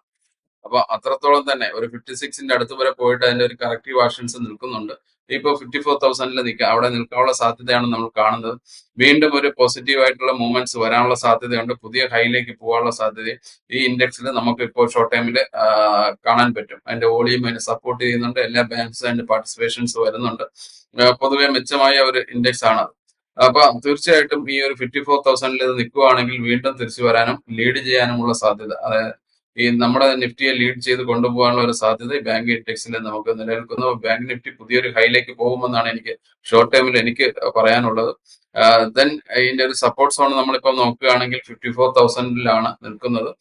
ഈ ഒരു വോൾട്ടാലിറ്റി ഈ വീക്കിലോട് കൂടി ഈ ലെവലിൽ തന്നെ നിൽക്കാനുള്ള സാധ്യതയുണ്ട്. അവിടെ നിന്ന് റിക്കവറി സംഭവിക്കുകയാണെങ്കിൽ 57-ന്റെ അടുത്തേക്ക് വരാനുള്ള സാധ്യത നമുക്ക് തള്ളിക്കളയാൻ കഴിയില്ല. അനീഷ് സാർ, അതോടൊപ്പം തന്നെ ഇനി സ്റ്റോക്ക് സ്പെസിഫിക്കിലേക്ക് പോവുകയാണെന്നുണ്ടെങ്കിൽ ആദ്യം തന്നെ ഇൻഡസ്ഇൻഡ് ബാങ്കിനെ കുറിച്ച് ചോദിക്കുകയാണ്. ഇന്നിപ്പോൾ 1% കൂടുതലുള്ള ഒരു ഇടിവ് സ്റ്റോക്ക് രേഖപ്പെടുത്തുന്നുണ്ട്. സ്റ്റോക്കിനെ സംബന്ധിച്ചിടത്തോളം പറയുന്ന സമയത്ത് തീർച്ചയായിട്ടും കമ്പനിയുമായി ബന്ധപ്പെട്ട് പലതരത്തിലുള്ള ഇഷ്യൂസ് നമ്മൾ കണ്ടിട്ടുണ്ടായിരുന്നു. അതിനുശേഷം ഇപ്പോൾ ഏറ്റവും ഇമ്പോർട്ടന്റ് ആയിട്ട് മറ്റൊരു അക്കൗണ്ടിംഗ് ഇഷ്യൂ കൂടി വന്നിട്ടുണ്ട് എന്നുള്ളതാണ്. ഇൻഡസ്ഇൻഡ് ബാങ്കിലുള്ള ഒരു ഫണ്ടമെന്റൽ ഡീറ്റെയിൽസ് ഒക്കെ തന്നെ നമ്മൾ ചർച്ച ചെയ്തിട്ടുണ്ടായിരുന്നു. പക്ഷെ അതിനുശേഷം ഇപ്പോഴും ഈ ഒരു സ്റ്റോക്ക് ഹോൾഡ് ചെയ്യുന്ന നിക്ഷേപകരെ സംബന്ധിച്ചിടത്തോളം തീർച്ചയായിട്ടും ഒരു നിരാശാജനകമായിട്ടുള്ള കാര്യങ്ങളാണ് വന്നുകൊണ്ടിരിക്കുന്നത്. ഇനി ഈ സ്റ്റോക്കിൽ സ്വീകരിക്കേണ്ട ഒരു സ്റ്റാൻസ് സാറിന്റെ ഒരു അഭിപ്രായത്തിൽ എന്തായിരിക്കണം?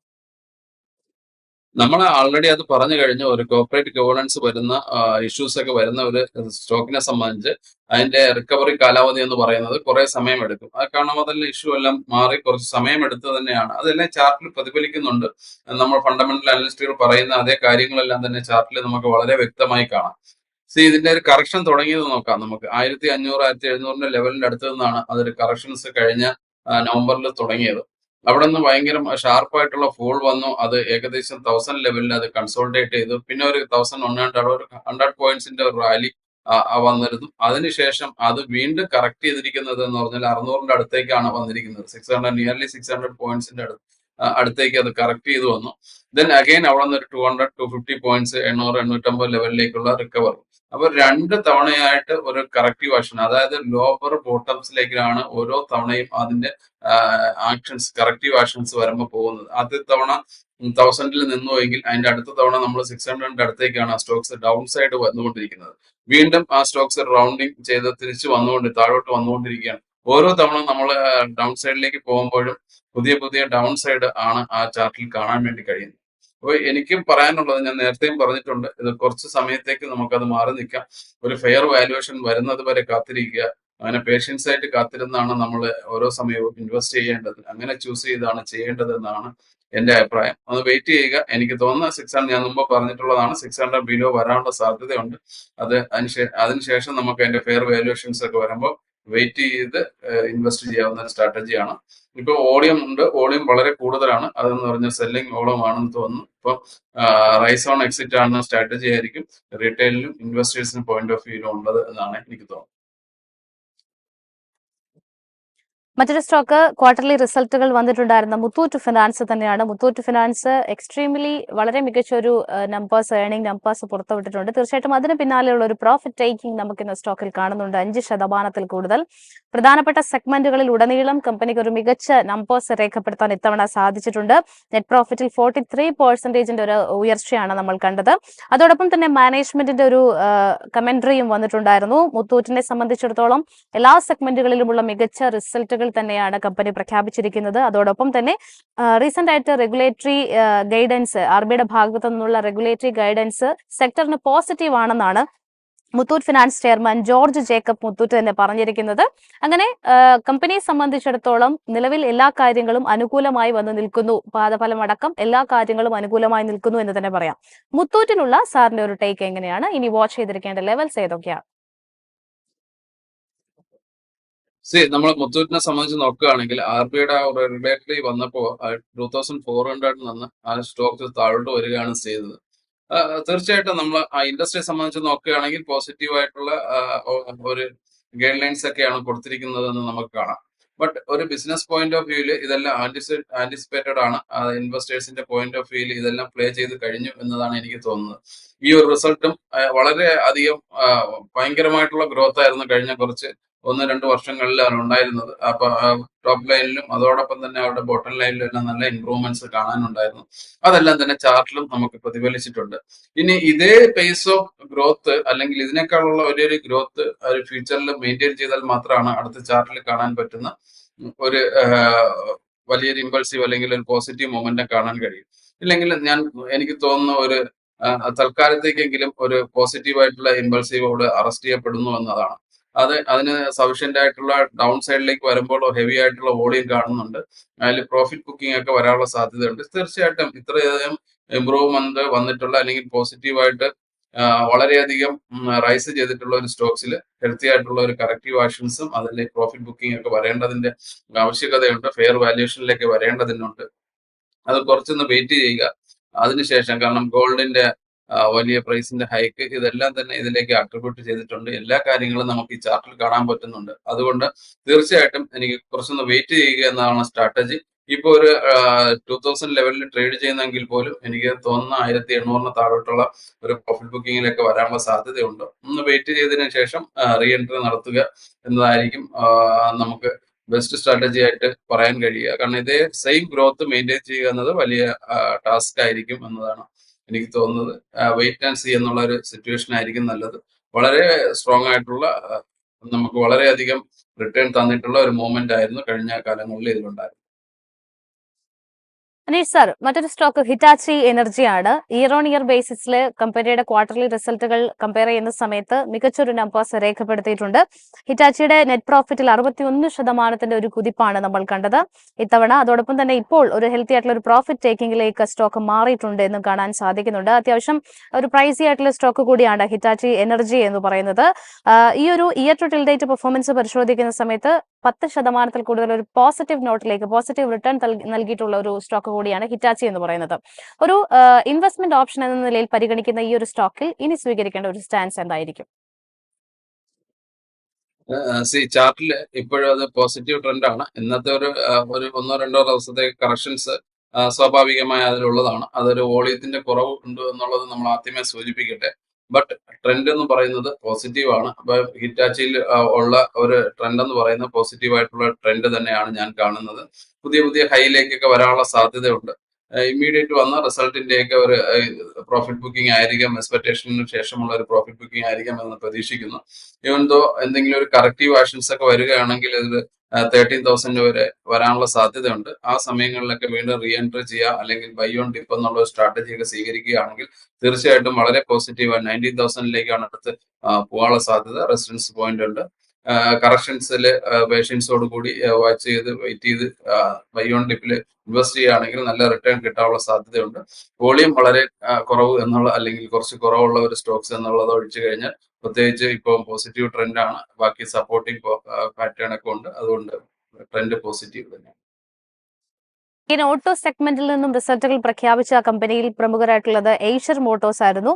ഏഷ്യർ മോട്ടോഴ്സിന്റെ റവന്യൂ, മാർജിൻ, നെറ്റ് പ്രോഫിറ്റ്, എബിഡയിലൊക്കെ തന്നെ ഒരു മുന്നേറ്റം ഇത്തവണ ഇയർ ഓൺ ഇയറിൽ നമ്മൾ കണ്ടിട്ടുണ്ട്. മികച്ച നമ്പേഴ്സ് തന്നെ രേഖപ്പെടുത്തിയിരിക്കുന്നു. സ്റ്റോക്ക് ഒരു ഫ്ലാറ്റ് ടു നെഗറ്റീവ് നോട്ടിലാണ് ഇപ്പോൾ ആദ്യ മിനിറ്റുകളിൽ ട്രേഡ് ചെയ്യുന്നത് എന്നാണ് കാണാൻ സാധിക്കുന്നത്. അതോടൊപ്പം തന്നെ ഈ ഒരു റിസൾട്ടുകൾക്ക് ശേഷം ബ്രോക്കറേജുകൾ ഈ ഒരു ഏഷ്യർ മോട്ടോഴ്സിലുള്ള അവരുടെ ഒരു റേറ്റിംഗ്, എസ്പെഷ്യലി സിറ്റി ബ്രോക്കറേജ് അടക്കം ഒരു ബൈക്കോളം നിലനിർത്തിയിരിക്കുന്നു. 6,000 രൂപ മറികടക്കാനുള്ള ഒരു സാധ്യതയാണ് ബ്രോക്കറേജുകൾ പങ്കുവെക്കുന്നത്. ഈ ഒരു ഓഹരി സാർ എങ്ങനെയാണ് വിലയിരുത്തുന്നത്? തീർച്ചയായിട്ടും ഇതും പോസിറ്റീവായിട്ട്, കാരണം ഇതിന്റെ ചാർട്ടിന്റെ പാറ്റേൺ വളരെ ക്ലിയർ ആണ്. ഓരോ സമയങ്ങളിലും അപ്സൈഡ് പോവുകയും അത് കഴിഞ്ഞൊരു പ്രോഫിറ്റ് ബുക്കിംഗ് വരികയും വീണ്ടും അപ്സൈഡിലേക്ക് പോവാം, ഹയർ ടോപ്സിലേക്ക് പോയിക്കൊണ്ടിരിക്കുന്ന ഒരു സ്റ്റോക്സ് ആണ് ഇത്. ഈ ഇടയ്ക്കല്ല, ഒരുപാട് കാലമായിട്ട്, കഴിഞ്ഞ കുറച്ച് കാലമായിട്ട് അത് സ്റ്റോക്സ് വളരെ പോസിറ്റീവായിട്ട് നമ്മളെ ബിഹേവിയർ നോക്കുകയാണെങ്കിൽ അത് പാറ്റേൺ അത് തന്നെ ഫോം ചെയ്ത് വന്നിട്ടുണ്ട്. അപ്പൊ അങ്ങനെയുള്ള പോസിറ്റീവായിട്ടുള്ള ഒരു ട്രെൻഡിൽ നിൽക്കുന്ന സ്റ്റോക്സ് ആണ്. ഈ ലെവലിൽ തന്നെയാണ് എനിക്ക് ബൈ ചെയ്യാൻ തോന്നുന്നത്. കാരണം കുറച്ച് കറക്റ്റീവ് ആക്ഷൻസ് ഒക്കെ വന്നിട്ടുണ്ട്. ഈ ലെവലിലും നമുക്ക് ബൈ എടുക്കാം അല്ലെങ്കിൽ ബൈ ചെയ്യാൻ പറ്റുന്ന ഒരു സ്റ്റോക്സ് തന്നെയാണെന്ന് പറയുന്നത്. തീർച്ചയായിട്ടും ഇത് വാച്ച് ലിസ്റ്റിലേക്ക് വെക്കാവുന്നതാണ്. നമ്മളെ റീറ്റെയിലേഴ്സിനെ സംബന്ധിച്ച് വാച്ച് ലിസ്റ്റിലേക്ക് വെക്കാം, പോസിറ്റീവായിട്ട് വ്യൂ ചെയ്യാം. എനിക്ക് 6,000 മുകളിലൊക്കെ പോകാനുള്ള സാധ്യതയുണ്ട്. ഇത് ഓരോ സമയവും പോസിറ്റീവായിട്ട് പോവുകയും കറക്റ്റീവ് ആക്ഷൻസ് വന്ന് അങ്ങനെ ഓരോ കറക്ഷൻസും പോസിറ്റീവ് ആക്ഷൻസും വരുന്നത് കൊണ്ട് തന്നെ ഡിപ്പെൻഡബിൾ ആയിട്ട് നമുക്ക് ഇൻവെസ്റ്റ് ചെയ്യാവുന്ന ഒരു സ്റ്റോക്സ് ആയിട്ട് കൺസിഡർ ചെയ്യും. മറ്റൊരു സ്റ്റോക്ക് ജൂബിലിയൻ ഫുഡ് വർക്ക്സ് ആണ്. ജൂബിലിയന്റെ ഓഹരികൾ ഇന്നിപ്പോൾ 2% ഇടിവ് രേഖപ്പെടുത്തുന്നുണ്ട്. ക്വാർട്ടർലി നമ്പേഴ്സിലേക്ക് വരാം. ജൂബിലിയനെ സംബന്ധിച്ചിടത്തോളം നെറ്റ് പ്രോഫിറ്റിൽ ഒരു ഇടിവുണ്ടായിട്ടുണ്ട് എങ്കിൽ പോലും റവന്യൂ 33% ഒരു മുന്നേറ്റം ഇയർ ഓൺ ഇയർ ബേസിസിൽ കാഴ്ചവെച്ചിട്ടുണ്ട്. ഈ ഒരു സ്റ്റോക്കിന്റെ പെർഫോമൻസ് നമ്മൾ പരിശോധിക്കുകയാണെന്നുണ്ടെങ്കിൽ ജൂബിലിയൻ ഫുഡ് വർക്ക്സിനെ സംബന്ധിച്ചിടത്തോളം ഇയർ ടു ടിൽ ഡേറ്റിൽ ഒരു നെഗറ്റീവ് റിട്ടേൺ ആണ് സ്റ്റോക്ക് രേഖപ്പെടുത്തിയിരിക്കുന്നത്. ചാർട്ടിൽ ജൂബിലിയൻ ഫുഡ് വർക്ക്സിന്റെ പ്രധാനപ്പെട്ട ലെവൽസ് ഇൻഡിക്കേറ്റ് ചെയ്യുന്നത് എങ്ങനെയാണ്? നമ്മളെ മാർക്കറ്റ് താഴോട്ട് പോയപ്പോൾ അത് പെർഫോം ചെയ്ത ഒരു സ്റ്റോക്സ് ആണ്. അതായത് ഈ റിസൾട്ട് കാര്യങ്ങളൊക്കെ തന്നെ നമ്മൾ ആദ്യമേ എസ്റ്റിമേറ്റ് ചെയ്തത്, അല്ലെങ്കിൽ മാർക്കറ്റ് ഇതിനെ അറിയാമായിരുന്ന കാര്യങ്ങൾ തന്നെയാണ്. അതുകൊണ്ടാണ് ഇത് ജനുവരി ടൈമിലൊക്കെ തന്നെയാണ് ഇതിന്റെ പീക്ക്, അതായത് റീസെന്റ് ആയിട്ടുള്ള പീക്ക് വന്നിരിക്കുന്നത്. നിയർലി 800 അടുത്തുള്ള പീക്ക് വന്നിരിക്കുന്നത് ജനുവരി ടൈമിലാണ്. അപ്പൊ അതിനുശേഷം ഇതിന് വലുതായിട്ട് പെർഫോം ചെയ്യാനായിട്ട് കഴിഞ്ഞിട്ടില്ല. ഓരോ തവണയും അത് പോസിറ്റീവായിട്ട് വരികയും പിന്നെ തിരിച്ച് താഴോട്ട് വരികയാണ് ചെയ്യുന്നത്. അങ്ങനെ ഓരോ സമയങ്ങളിലും ഡിപ്പ് 600 താഴോട്ട് പോയിട്ടുണ്ട്. ഇപ്പോഴും വീണ്ടും 700 അടുത്ത് വന്ന് വീണ്ടും ഒരു പ്രോഫിറ്റ് ബുക്കിങ്ങിലേക്ക്. അപ്പൊ ഹയർ ഇതിലേക്ക് വന്ന ഹയർ ലെവൽസിൽ വന്ന് സസ്റ്റെയിൻ ചെയ്യാനായിട്ട് ഈ സ്റ്റോക്സിന് ഇപ്പോൾ കഴിയുന്നില്ല. കഴിഞ്ഞ റീസെന്റ് ആയിട്ടുള്ള കുറച്ച് 3 മന്ത്സോടുകൂടി ഈ ഒരു സ്റ്റോക്സിന് ഏറ്റവും ഹൈയിൽ സസ്റ്റെയിൻ ചെയ്യാൻ കഴിയുന്നില്ല എന്നതാണ്. അപ്പോൾ അതിന്റെ അർത്ഥം എന്ന് പറയുന്നത് റെസിസ്റ്റൻസ് ലെവലിലേക്ക് വരുമ്പോൾ ഓഫ് ലോഡ് ചെയ്യുന്നു, അല്ലെങ്കിൽ പ്രോഫിറ്റ് ബുക്കിംഗ് അടുത്ത് മാറുകയാണെന്നാണ്. അത് ഒരു കോൺഫിഡൻസ് ലെവലിന്റെ കുറവായിട്ടാണ് നമുക്ക് ഇൻവെസ്റ്റേഴ്സിന്റെ സൈഡിൽ നിന്ന് കാണാൻ കഴിയുന്നത്. തീർച്ചയായിട്ടും ഇതൊന്ന് വെയിറ്റ് ചെയ്യുക. ലോവർ ലെവൽസിലേക്ക് വരുമ്പോൾ നിയർലി 600 അടുത്ത് വരാനുള്ള സാധ്യതയുണ്ട്. ആ സമയങ്ങളിൽ എൻ്റർ ചെയ്യുക. ഇതിന്റെ ഹയർ സൈഡ് നമുക്ക് ഇപ്പോൾ പറയാൻ പറ്റുന്നത് 740 750 ലെവൽസിലാണ് ഇപ്പോൾ അതിന്റെ ഒരു റേഞ്ച് ബൗണ്ട് ട്രേഡിംഗ് ആണെന്ന് പറയാനായിട്ട് കഴിയുള്ളൂ. ഒന്ന് വെയിറ്റ് ചെയ്ത് ഇൻവെസ്റ്റ് ചെയ്യുന്നതായിരിക്കും നല്ലത്. സർ, അതോടൊപ്പം തന്നെ ആദിത്യ ബിർള റിയൽ എസ്റ്റേറ്റ് ഓഹരികളിലേക്ക് വരികയാണെന്നുണ്ടെങ്കിൽ ഇന്നൊരു 0.5% ഇടിവ് നമുക്ക് കാണാൻ സാധിക്കുന്നുണ്ട്. കമ്പനിയുടെ ഒരു ഫൈനാൻഷ്യൽസ് പരിശോധിക്കുന്ന സമയത്തും ക്വാർട്ടർലി നമ്പേഴ്സിൽ നെറ്റ് ലോസ് ആണ് ഉണ്ടായിരിക്കുന്നത് 127 കോടി എന്നുള്ള ഒരു നിലവാരത്തിൽ. ഈ ഒരു സ്റ്റോക്ക് ഹോൾഡ് ചെയ്യുന്ന നിക്ഷേപകരോട് എന്താണ് പറയാനുള്ളത്? ഈ ഒരു സ്റ്റോക്സിൽ ഒരുപാട് ഈ ഒരു കമ്പനിയിൽ നമുക്ക് ഒരുപാട് മാറ്റങ്ങൾ, ചേഞ്ചസ് ഒക്കെ വരാനുള്ള സാധ്യതയാണ് കാണുന്നത്. റിയൽ എസ്റ്റേറ്റ് കമ്പനി ആയിട്ട് തന്നെ ഇവോൾവ് ചെയ്യുന്നു. ബാക്കിയുള്ള സെക്ടേഴ്സ്, പവർ, അതുപോലെ ടെക്സ്റ്റൈൽ, ഇതെല്ലാം തന്നെ മാറി പോകാനുള്ള സാധ്യതയാണ് കാണുന്നത് ഇപ്പോഴത്തെ ലെവലിൽ. ഈ ഒരു സ്റ്റോക്സിൽ ഏറ്റവും ഒരു കറക്റ്റീവ് ആക്ഷൻസ് 3000 ലെവലിൽ ഉണ്ടായിരുന്നതാണ്. അതൊരു കറക്റ്റീവ് ആക്ഷൻസ് ഒക്കെ വന്ന് കഴിഞ്ഞ ഒരു 3 മാസം നിങ്ങൾ നോക്കുകയാണെങ്കിൽ ഒരു 1600 നിയർലി 2000 എന്ന ലെവലിൽ ഒരു 400 പോയിന്റിന്റെ ഒരു റേഞ്ച് ബോണ്ട് ട്രേഡിംഗ് ആണ് അതിൽ കാണുന്നത്. അതൊരു കൺസോളിഡേറ്റഡ് മൂവ് ആണ് കഴിഞ്ഞ ഒരു 3 മാസമായിട്ട് കാണാൻ കഴിയുന്നത്. എനിക്ക് തോന്നുന്നു 2000 എബോ ഒക്കെ വരികയാണെങ്കിൽ തീർച്ചയായിട്ടും വീണ്ടും ഒരു അപ്പർ സൈഡ് മൂവ്മെന്റ്സിനുണ്ട്. അതേപോലെ തന്നെ ഇതിന്റെ റിസൾട്ട് മോശമായിരുന്നു എന്ന് പറഞ്ഞു. അതെല്ലാം തന്നെ ഇതിൽ എനിക്ക് അറിയാമായിരുന്നു, അല്ലെങ്കിൽ മാർക്കറ്റ് ആൾറെഡി അത് ഡിസ്കൗണ്ട് ചെയ്തിരുന്നു എന്നാണ് ഞാൻ മനസ്സിലാക്കുന്ന ചാർട്ടിൽ. അപ്പൊ ഇതിന്ന് ഒരു 2000 എബോ ലെവലിൽ ട്രേഡ് ചെയ്യുകയാണെങ്കിൽ അതിന് പോസിറ്റീവ് ആയിരിക്കും. അതേപോലെ തന്നെ ഇതിന്റെ കോർപ്പറേറ്റിന്റെ ആക്ഷൻസ് ഒക്കെ വരികയാണെങ്കിൽ അത് പോസിറ്റീവായിട്ട് അതിന്റെ വാല്യൂ അൺലോക്കിംഗ് ഒക്കെ പോസിറ്റീവായിട്ട് തന്നെ ഈ കമ്പനി അഫക്ട് ചെയ്യാനുള്ള സാധ്യതയുണ്ട്. അപ്പൊ അതുകൊണ്ട് ഈ ഒരു പോസിറ്റീവ് വ്യൂ മെയിൻറ്റെയിൻ ചെയ്യുക. എനിക്ക് തോന്നുന്ന ഒരു റിക്കവറി മോഡിലേക്ക് വരുന്ന ഒരു യു ടേൺ വരുന്ന ഒരു സമയമാണിത് എന്നാണ് എനിക്ക് തോന്നുന്നത് ഈ സ്റ്റോക്സിന്റെ പ്രൈസിൽ. അപ്പൊ അതുകൊണ്ട് അത് ഹോൾഡ് ചെയ്യുക, അല്ലെങ്കിൽ ഉണ്ടെങ്കിൽ അത് ബൈ ചെയ്യാം, അല്ലെങ്കിൽ ഉണ്ടെങ്കിൽ ഹോൾഡ് ചെയ്യുക എന്നുള്ള സ്ട്രാറ്റജി ആയിരിക്കും നല്ലത്. പുതിയ കസ്റ്റമേഴ്സിന് ബൈ ചെയ്യുന്നതും നല്ലതായിരിക്കും. അനീഷ് സാർ, അവസാനമായിട്ട് ടാറ്റ പവർ മികച്ച ഒരു ഏർണിംഗ് നമ്പേഴ്സ് പുറത്തുവിട്ടിട്ടുള്ള ഒരു കമ്പനിയായിരുന്നു. ഇന്നൊരു ഫ്ലാറ്റ് ടു പോസിറ്റീവ് നോട്ടിലേക്ക് മാറുന്നുണ്ട് സ്റ്റോക്ക്. ടാറ്റ പവറിനെ സംബന്ധിച്ചിടത്തോളം നമ്മൾ അതിന്റെ ഒരു പെർഫോമൻസ് പരിശോധിക്കുമ്പോൾ 494 രൂപ എന്നുള്ള ഒരു 52 വീക്ക് ഹൈ രേഖപ്പെടുത്തിയിട്ടുണ്ടായിരുന്നത് സെപ്റ്റംബർ 2024 അവിടെ നിന്ന് ഇങ്ങോട്ട് നോക്കുന്ന സമയത്ത് നിലവിൽ ഈ ഒരു സ്റ്റോക്ക് ട്രേഡ് ചെയ്യുന്നത് ഒരു ടാറ്റ പവറിനെ സംബന്ധിച്ചിടത്തോളം 396 രൂപ എന്നുള്ള ഒരു നിലവാരത്തിലാണ്. ഈ ഒരു പെർഫോമൻസിനെ സാർ എങ്ങനെയാണ് വിലയിരുത്തുന്നത്? നിലവിലുള്ള ഈ ഫൈനാൻഷ്യൽ ആസ്പെക്ട്സ് സ്റ്റോക്കിനെ എത്രമാത്രം തുണയ്ക്കും? ഈ ചാർട്ടിലും അതൊരു പോസിറ്റീവായിട്ട് കാണുന്നുണ്ട്. ഓരോ തവണയും അത് പുതിയ പുതിയ ഹൈയിലേക്ക് വരുന്നുണ്ട്. അതായത് ഡൗൺ സൈഡിൽ നിന്ന് കയറി വരുമ്പോൾ പുതിയ പുതിയ ഹൈയിലേക്ക് വരുന്നു. അതൊരു ടേൺ അറൗണ്ട് സിറ്റുവേഷൻ ആയിട്ടാണ് ഇപ്പോൾ നമുക്ക് വാച്ച് ചെയ്യാൻ പറ്റുന്നത്. അപ്പോൾ ഇതിലേക്ക് ടേൺ അറൗണ്ട് വരികയാണെങ്കിൽ വളരെ പോസിറ്റീവായിട്ട് അത് മൊമെന്റം വരാനുള്ള സാധ്യതയുണ്ട്. പിന്നെ ടോട്ടലി അറിയാമല്ലോ, ഇത് എബോ ആവറേജ് വോളിയം ഒക്കെ ഉള്ള ഒരു കണ്ടീഷനിലാണ് ഇപ്പോൾ നിൽക്കുന്നത്. ആവറേജിന് എബോ ഒരു വോളിയം കാണിക്കുന്നുണ്ട് ഇപ്പോൾ. അപ്പൊ അതുകൊണ്ട് തീർച്ചയായിട്ടും നമുക്കത് ഹോൾഡ് ചെയ്യാവുന്നതാണ്. എനിക്കൊരു വ്യൂ ഉള്ളത് ഒരു 420 425 ഇമീഡിയറ്റ് വരാനുള്ള സാധ്യതയുണ്ട്. അഗൈൻ ഇതൊരു 480 വരാനുള്ള സാധ്യത ഇപ്പോഴുള്ള റേഞ്ച്, അതൊരു not shorter period of time, ഒരു ലോങ് ടൈം പീരീഡ് ഓഫ് ടൈമിൽ പുതിയ ഹൈയിലേക്കൊക്കെ വരാനുള്ള സാധ്യതയാണ് കാണുന്നത്. കാരണം അതിന്റെ ഓരോ സമയമുള്ള ബോട്ടംസ് ഹയർ ആയിക്കൊണ്ടിരിക്കുകയാണ്. അങ്ങനെയാണെങ്കിൽ അത് പോസിറ്റീവ് ആയിട്ടുള്ള ഒരു ടേൺ അറൗണ്ട് സിറ്റുവേഷനിലാണ് നിൽക്കുന്നത്. അതുകൊണ്ട് തീർച്ചയായിട്ടും ഹോൾഡ് ചെയ്യാവുന്നതാണ് എനിക്ക് പറയാം. Thank you sir. ഏതായാലും മാർക്കറ്റിന്റെ ടെക്നിക്കൽ ഡീറ്റെയിൽസും മറ്റ് പ്രധാനപ്പെട്ട സ്റ്റോക്കുകളുടെ ഒരു ഔട്ട്ലുക്കും ഒക്കെ തന്നെയാണ് അദ്ദേഹം നൽകിയിട്ടുണ്ടായിരുന്നത്. സുരജ് സാർ, നമ്മുടെ ഈ ഒരു സെഷനിൽ തീർച്ചയായിട്ടും നമ്മൾ കുറച്ച് സ്റ്റോക്സ് എസ്പെഷ്യലി ഇപ്പോൾ ഈ ഒരു ഏണിംഗ് നമ്പേഴ്സ് ഒക്കെ നിലനിൽക്കുന്ന സമയത്ത് സ്പോട്ട്ലൈറ്റിലേക്ക് കൊണ്ടുവരാറുണ്ട്. അതിന്റെ ഒരു പൊട്ടൻഷ്യൽ സാധ്യതകളൊക്കെ തന്നെ നമ്മുടെ പ്രേക്ഷകർക്ക് വേണ്ടിയിട്ട് നമ്മൾ അൺവെയിൽ ചെയ്യാറുമുണ്ട്. അത്തരത്തിൽ ഇന്ന് നമ്മുടെ പ്രേക്ഷകർക്ക് വേണ്ടിയിട്ടുള്ള സ്റ്റോക്സ് ഏതൊക്കെയാണ് എന്നുള്ളതാണ് അടുത്തതായിട്ട് ഏറ്റവും ഇമ്പോർട്ടന്റ് ആയിട്ട് അറിയേണ്ടത്. ജാസ്മിൻ, സ്പോട്ട്ലൈറ്റ് സ്റ്റോക്കിലേക്ക് വരുന്നതിന് മുമ്പ് ഒരു കാര്യം, മുത്തൂറ്റ് ഫിനാൻസ് ഇത്രയും നല്ലൊരു റിസൾട്ട് വന്നു, ഏതാണ്ട് 5% ഡൗൺ ആണ്. ഇത് പ്രോഫിറ്റ് ബുക്കിങ്ങിനേക്കാളും എന്താണെന്ന് അറിയോ? അതായത് RBI ആവശ്യമില്ലാത്ത കാര്യത്തിൽ ഇടപെട്ടു എന്നുള്ള.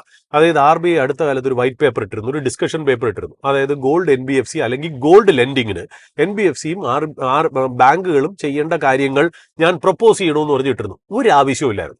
അതായത് ഇത്രയും മോശമായിട്ടുള്ള ഒരു ഡിസ്കഷൻ പേപ്പർ ഞാൻ എന്റെ ലൈഫിൽ കണ്ടിട്ടില്ല. അതായത് അത് ഇംപ്ലിമെന്റ് ചെയ്യണമെങ്കിൽ, അതായത് ഈ അടുത്ത കാലത്ത് ഈ NBFCs വന്നില്ലേ, അതായത് മുത്തൂട്ടും അല്ലെങ്കിൽ മണപ്പുറം ഒക്കെ ഇൻഡസ്ട്രിയിലേക്ക് വന്നില്ലേ, അത് കാരണം എന്താ സംഭവിച്ചതെന്നറിയോ? ഗോൾഡ് ലെൻഡിങ് അൺഓർഗനൈസ്ഡ് സെഗ്മെന്റിൽ നിന്ന് മാറി ഓർഗനൈസ്ഡ് സെഗ്മെന്റിലേക്ക് വന്നു എന്നുള്ള. അപ്പൊ ഒരുപാട് നല്ല NBFCs ഒക്കെ വന്ന് സുതാര്യമായിട്ടുള്ള ഓപ്പറേഷൻസും പ്രവർത്തനങ്ങളുമാണ് മുന്നോട്ട് പോരുന്നത്. ജനങ്ങൾക്കും അത് വളരെ കൺവീനിയന്റ് ആയിട്ടെന്നുള്ളത്. മറ്റേ നമ്മൾ കൊള്ളപ്പലിശ എന്ന് പറയില്ലേ, ആ ഇതിൽ നിന്ന് മാറി ഓർഗനൈസ് സെക്ടറിലേക്ക് മാറി നന്നായിട്ട് പോയിക്കൊണ്ടിരിക്കുന്നതാണ് പുതിയതായിട്ടുള്ള RBI ഗവർണർ വന്നിട്ട് ഒരു അനാവശ്യമായിട്ടുള്ള ഒരു സാധനം ഇട്ടിരിക്കുന്നത് എന്നുള്ളത്. അത് ശരിക്കും പറഞ്ഞാൽ ആർക്കും അതുകൊണ്ടൊരു ഗുണമില്ല. ഇത് മാത്രമല്ല, കച്ചവടം, അതായത് ഗോൾഡ് ലെൻഡിങ് ഓർഗനൈസ് സെക്ടറിലേക്ക് അൺഓർഗനൈസ് സെക്ടറിലേക്ക് പോകാനുള്ള ചാൻസസ് വളരെ ഹൈ ആണ്. അത് മാത്രമല്ല മുത്തൂറ്റിന്റെ, എനിക്ക് തോന്നുന്നു നമ്മൾ ഈ സംസാരിച്ചുകൊണ്ട് മുത്തൂറ്റ് MDയുടെ ഇന്റർവ്യൂ ഏതോ ബിസിനസ് ചാനലിൽ ഉണ്ടായിരുന്നു എന്ന് തോന്നുന്നു. അതിനകത്ത് അദ്ദേഹം ക്ലിയർ ആയിട്ട് പറഞ്ഞു, അങ്ങനെയാണെങ്കിൽ ഈ ബിസിനസ് തീർച്ചയായിട്ടും ലൂസ് ചെയ്യാണ്, അൺഓർഗനൈസ് സെഗ്മെന്റിലേക്ക് പോവുകയാണ്, അത് തിരിച്ചു ഒരു മെയിൻ ലൈൻ എക്കണോമിയിലേക്ക് വരില്ല എന്നുള്ള ഒരു ആശങ്കയും കൂടെ അദ്ദേഹം പ്രകടിപ്പിച്ചു എന്നുള്ളത്. അത് കാരണമായിരിക്കും സ്റ്റോക്കിന് 5% താഴെ വീണ്. ചില സമയത്ത് RBI ശരിക്കും പറഞ്ഞാൽ ഇൻവെസ്റ്റേഴ്സിന്റെ ശത്രുക്കളായി മാറും എന്നുള്ളതാണ്. RBIയും സെബിയും അത് നമുക്ക് പറയാതിരിക്കാൻ പറ്റില്ല എന്നുള്ളത് ഒരു വശത്ത്. രണ്ടാമത്തെ കാര്യം, ഇനി നമ്മൾ വരാൻ പോകുന്ന സ്പോട്ട്ലൈറ്റ് സ്റ്റോക്കാണ്. ഈ സ്പോട്ട്ലൈറ്റ് സ്റ്റോക്ക് നമ്മൾ പറയുന്നതിന് മുമ്പ് ഒരു ഇതും കൂടെ കാര്യം, നമ്മൾ ഒരുപാട് പ്രേക്ഷകർ എന്നെ വിളിച്ചിരുന്നു. അവർ പറഞ്ഞു ഫോഴ്സ് മോട്ടോഴ്സിന്റെ കാര്യം കുറച്ച് കൂടുതൽ പറയുമോ എന്നാണ് അവർ ചോദിച്ചത്.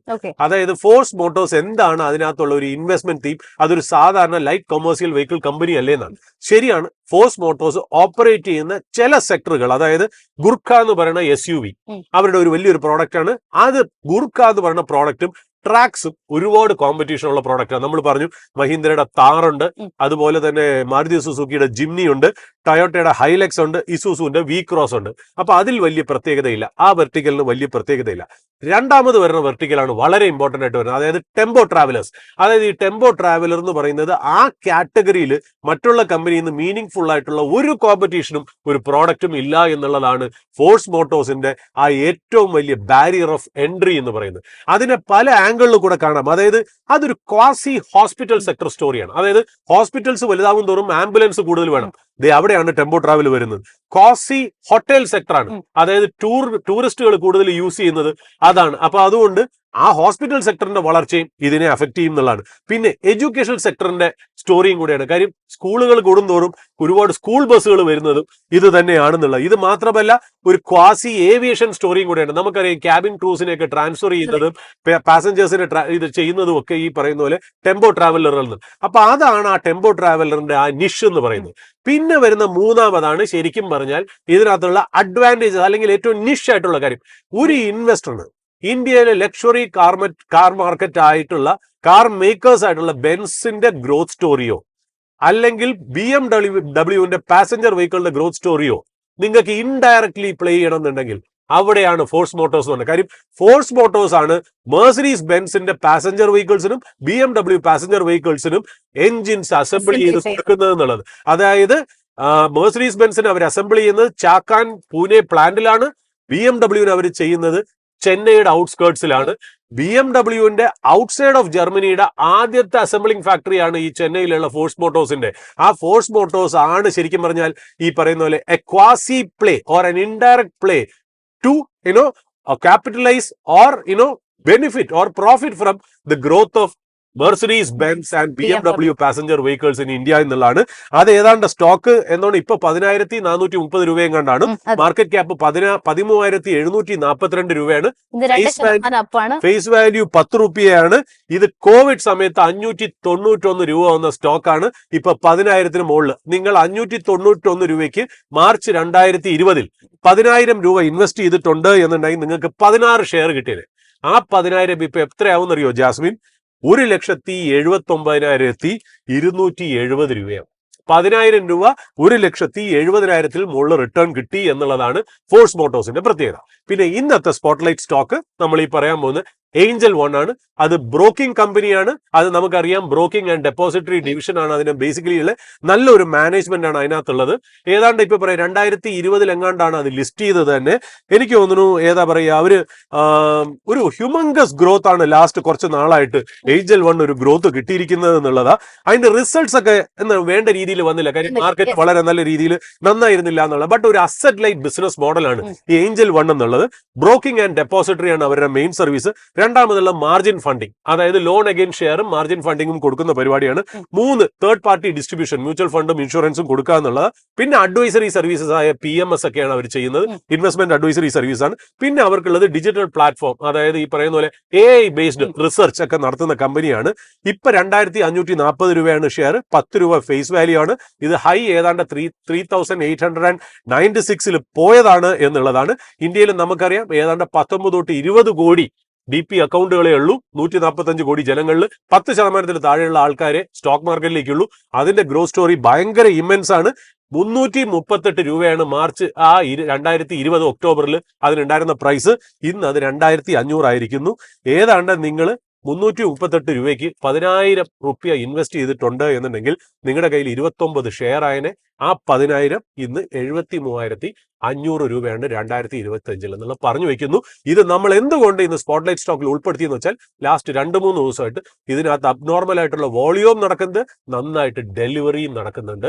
അതുകൊണ്ട് ഇൻവെസ്റ്റേഴ്സിന് ഇത് സ്പോട്ട്ലൈറ്റ് സ്റ്റോക്ക് ആയിട്ട് നിങ്ങളുടെ വാച്ച് ലിസ്റ്റിൽ വെക്കാം എന്നുള്ളത് പറഞ്ഞു അവസാനിപ്പിക്കും. അവിടെയാണ് ഓപ്പണിംഗ് അവേഴ്സ് വ്യത്യസ്തമാകുന്നത്. വെറുതെ ഒരു സ്റ്റോക്കിനെ അനലൈസ് ചെയ്യുക മാത്രമല്ല, അതിന്റെ എല്ലാ സാധ്യതകളെയും അൺവെയിൽ ചെയ്തുകൊണ്ട് അതിന്റെ പൊട്ടൻഷ്യൽ എത്രമാത്രമാണെന്ന് പറഞ്ഞു വെച്ചുകൊണ്ടാണ് ഇന്നത്തെ ഈ ഒരു സെഷൻ വൈൻഡപ്പ് ചെയ്യുന്നത്. തീർച്ചയായിട്ടും ഇവിടെ സംസാരിച്ചിട്ടുള്ള ഒരു സ്റ്റോക്കും ഒരു സോളിസിറ്റേഷനോ ഞങ്ങളുടെ അഡ്വൈസോ ഒന്നുമല്ല, ഒരു ഇൻഫർമേഷൻ പർപ്പസ് മാത്രമാണ്. തീർച്ചയായിട്ടും നിങ്ങളുടെ നിക്ഷേപങ്ങൾ നടത്തുന്നതിന് മുൻപ് ഒരു സെബി രജിസ്റ്റേർഡ് അനലിസ്റ്റിന്റെ ഉപദേശമോ അല്ലെങ്കിൽ അദ്ദേഹത്തിന്റെ സാധ്യതകളോ അന്വേഷിക്കുക, തേടുക. തീർച്ചയായിട്ടും ഇനി മറ്റു വിശേഷങ്ങളുമായിട്ട്, മറ്റു പ്രധാനപ്പെട്ട സ്റ്റോക്ക് ഡീറ്റെയിൽസും ഒക്കെ ആയിട്ട് ഞങ്ങളുടെ റിസർച്ച് ടീം അടുത്ത മണിക്കൂറിൽ വീണ്ടും നിങ്ങളോടൊപ്പം ജോയിൻ ചെയ്യും. Stay tuned.